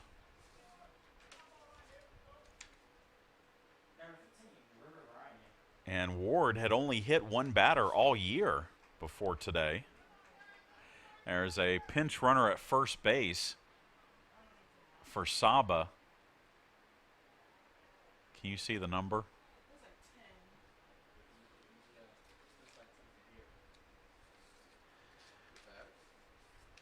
And number 10, Seth Hardings, is going to run at first base for Saba.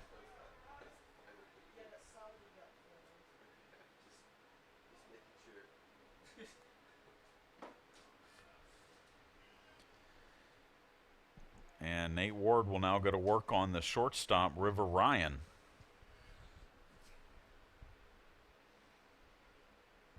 First pitch to him is inside for a ball. Ryan 1 for 4. Drove in a run with a single. way back in the third inning.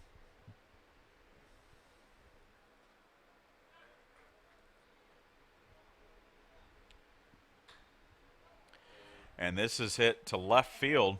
Drifting back is Hodges, and he will make the catch at the fence. It's deep enough to score a run, but Will Hodges makes the grab on the warning track. It's now 14-10. And they're going to appeal to say that Mobley left early, but the appeal is denied. And now with 2 down, it brings up the catcher, DeTillo.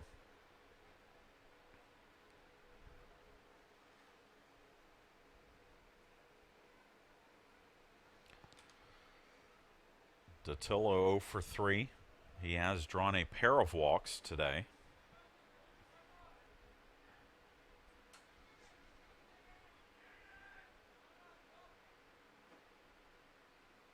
First pitch to him is high for a ball.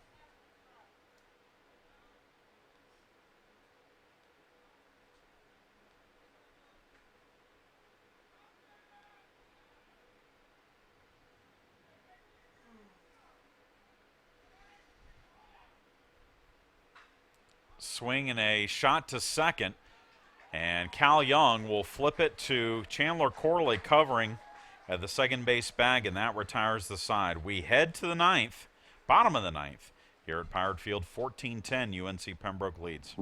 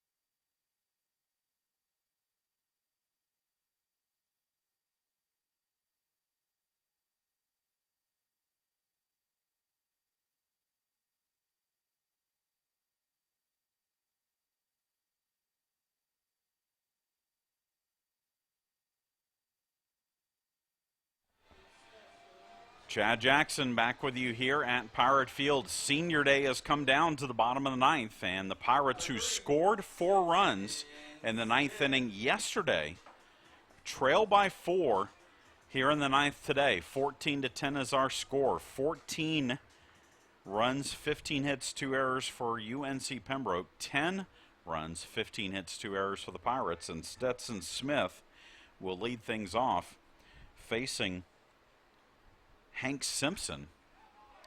And the first pitch to Smith is a strike. Simpson came in and got Cal Young to strike out to end a threat in the 8th, as Smith pops this one foul out of play. The Pirates did plate 2 in the 8th to cut it to 3, but UNC Pembroke got one back in the 9th. The Braves scored twice in the first and second innings, 6 in the third, 3 in the 5th, and then 1 in the 9th. The 0-2 pitch will not be made as time is called by Stetson Smith. Pirates with single runs in the first, second, and fourth innings, and then 2 in the fifth, 3 in the seventh, 2 in the eighth. As we have reached the 4 o'clock or 4 hour mark, Stetson Smith swings and misses for the first out of the inning as he strikes out, and it brings up Mike Warren. Number 16, Mike Warren.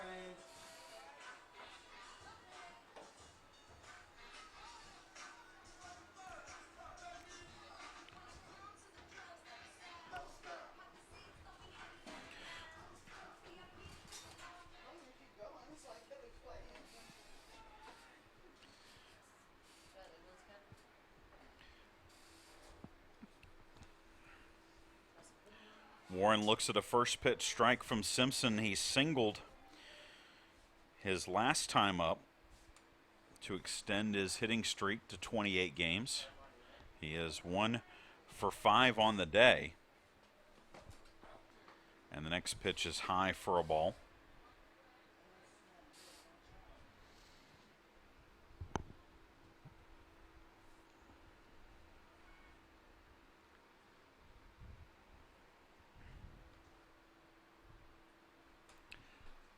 As the next pitch is low, this is officially now the 11th game this year for the Pirates that's gone 4 or more hours. That's a lot of baseball, folks. 2-1 pitch, that's a strike, and it's 2-2.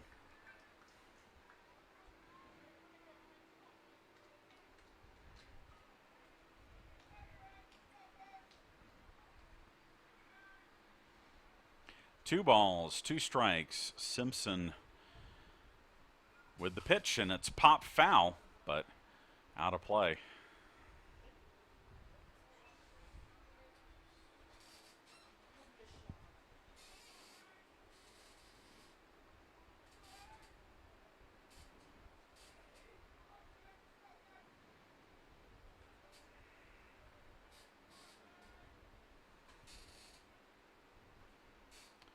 And the 2-2 pitch high outside, and as a tennis ball comes out onto the field.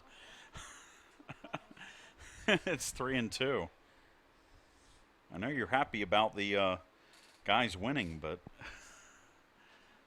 keep it in the dugout. 3 balls, 2 strikes, full count pitch coming to Warren. And that's low ball 4, and the Pirates have a 1-out base runner for Chandler Corley.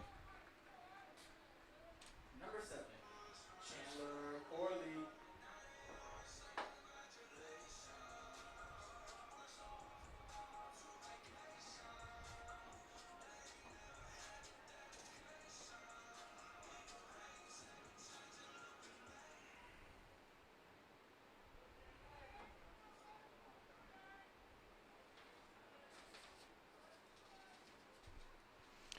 Corley looks at a strike from Simpson, and it's 0-1. Corley fouled out to first his last time up. He has not had a hit since his first inning triple, as that pitch is low. He has grounded out, walked, struck out, and fouled out.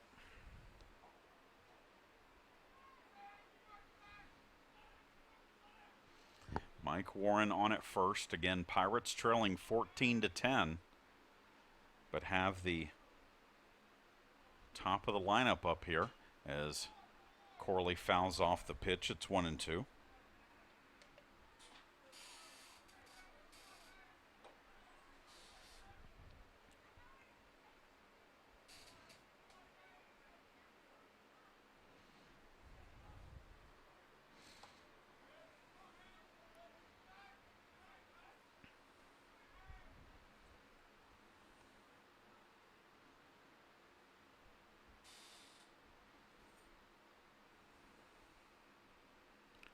And the 1-2 pitch down and away for ball 2.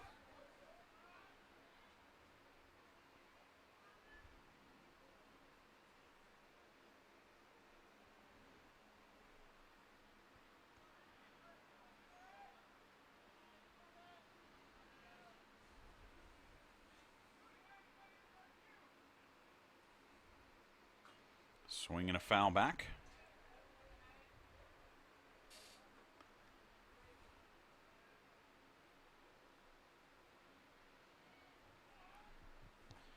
And the count remains 2-2 to Chandler Corley.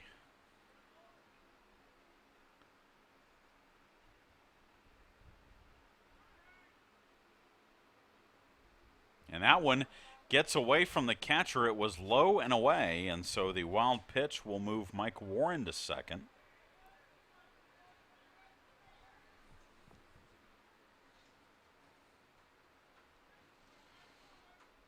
And the count is now full on Corley.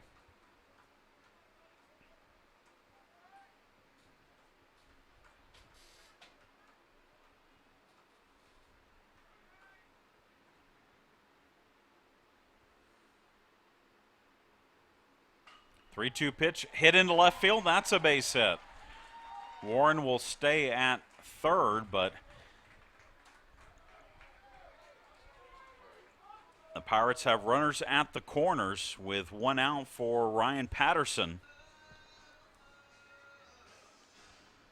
Number 18, Ryan Patterson. Patterson with another good day at the plate for the Pirates. The senior 3 for 4 with an RBI, singled his last time up.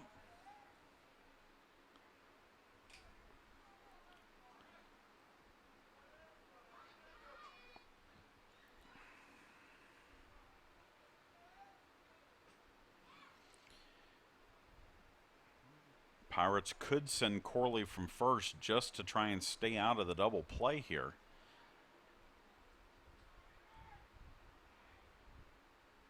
Simpson's first pitch to Patterson is a strike, and it's 0-1.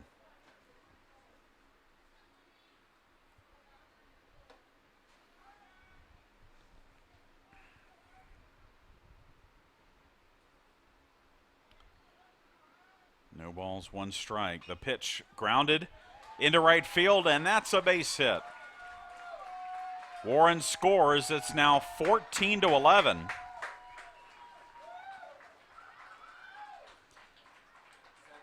And that means the tying run comes to the plate in the form of Zach Goebel.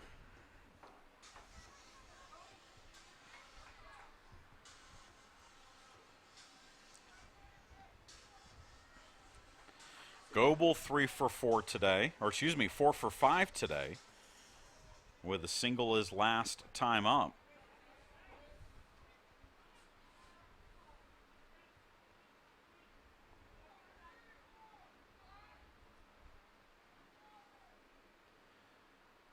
Simpson's first pitch hit in the air to center field, but drifting back is Rivera, and he will make the catch for out number 2.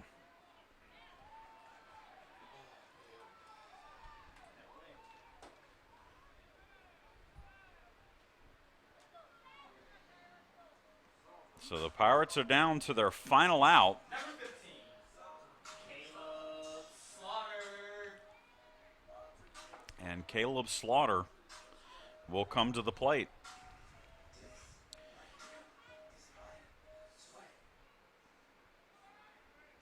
Slaughter 1 for 5 with an RBI single. He has reached on an error, reached on a fielder's choice, and struck out twice.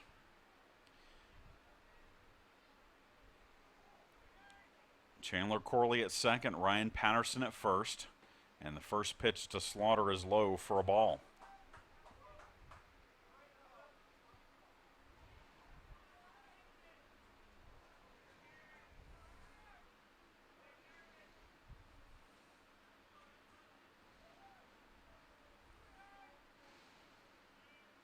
The 1-0 pitch, that's high and outside. It's 2-0.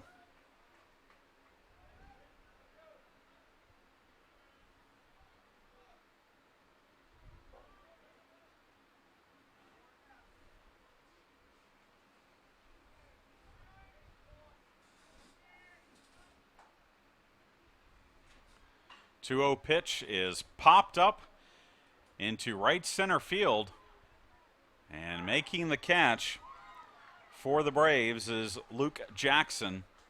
And that will end the ball game as for a second straight day, UNC Pembroke takes a 14-11 win over the Pirates. And we will talk to you tomorrow, 1 p.m. here at Pirate Field.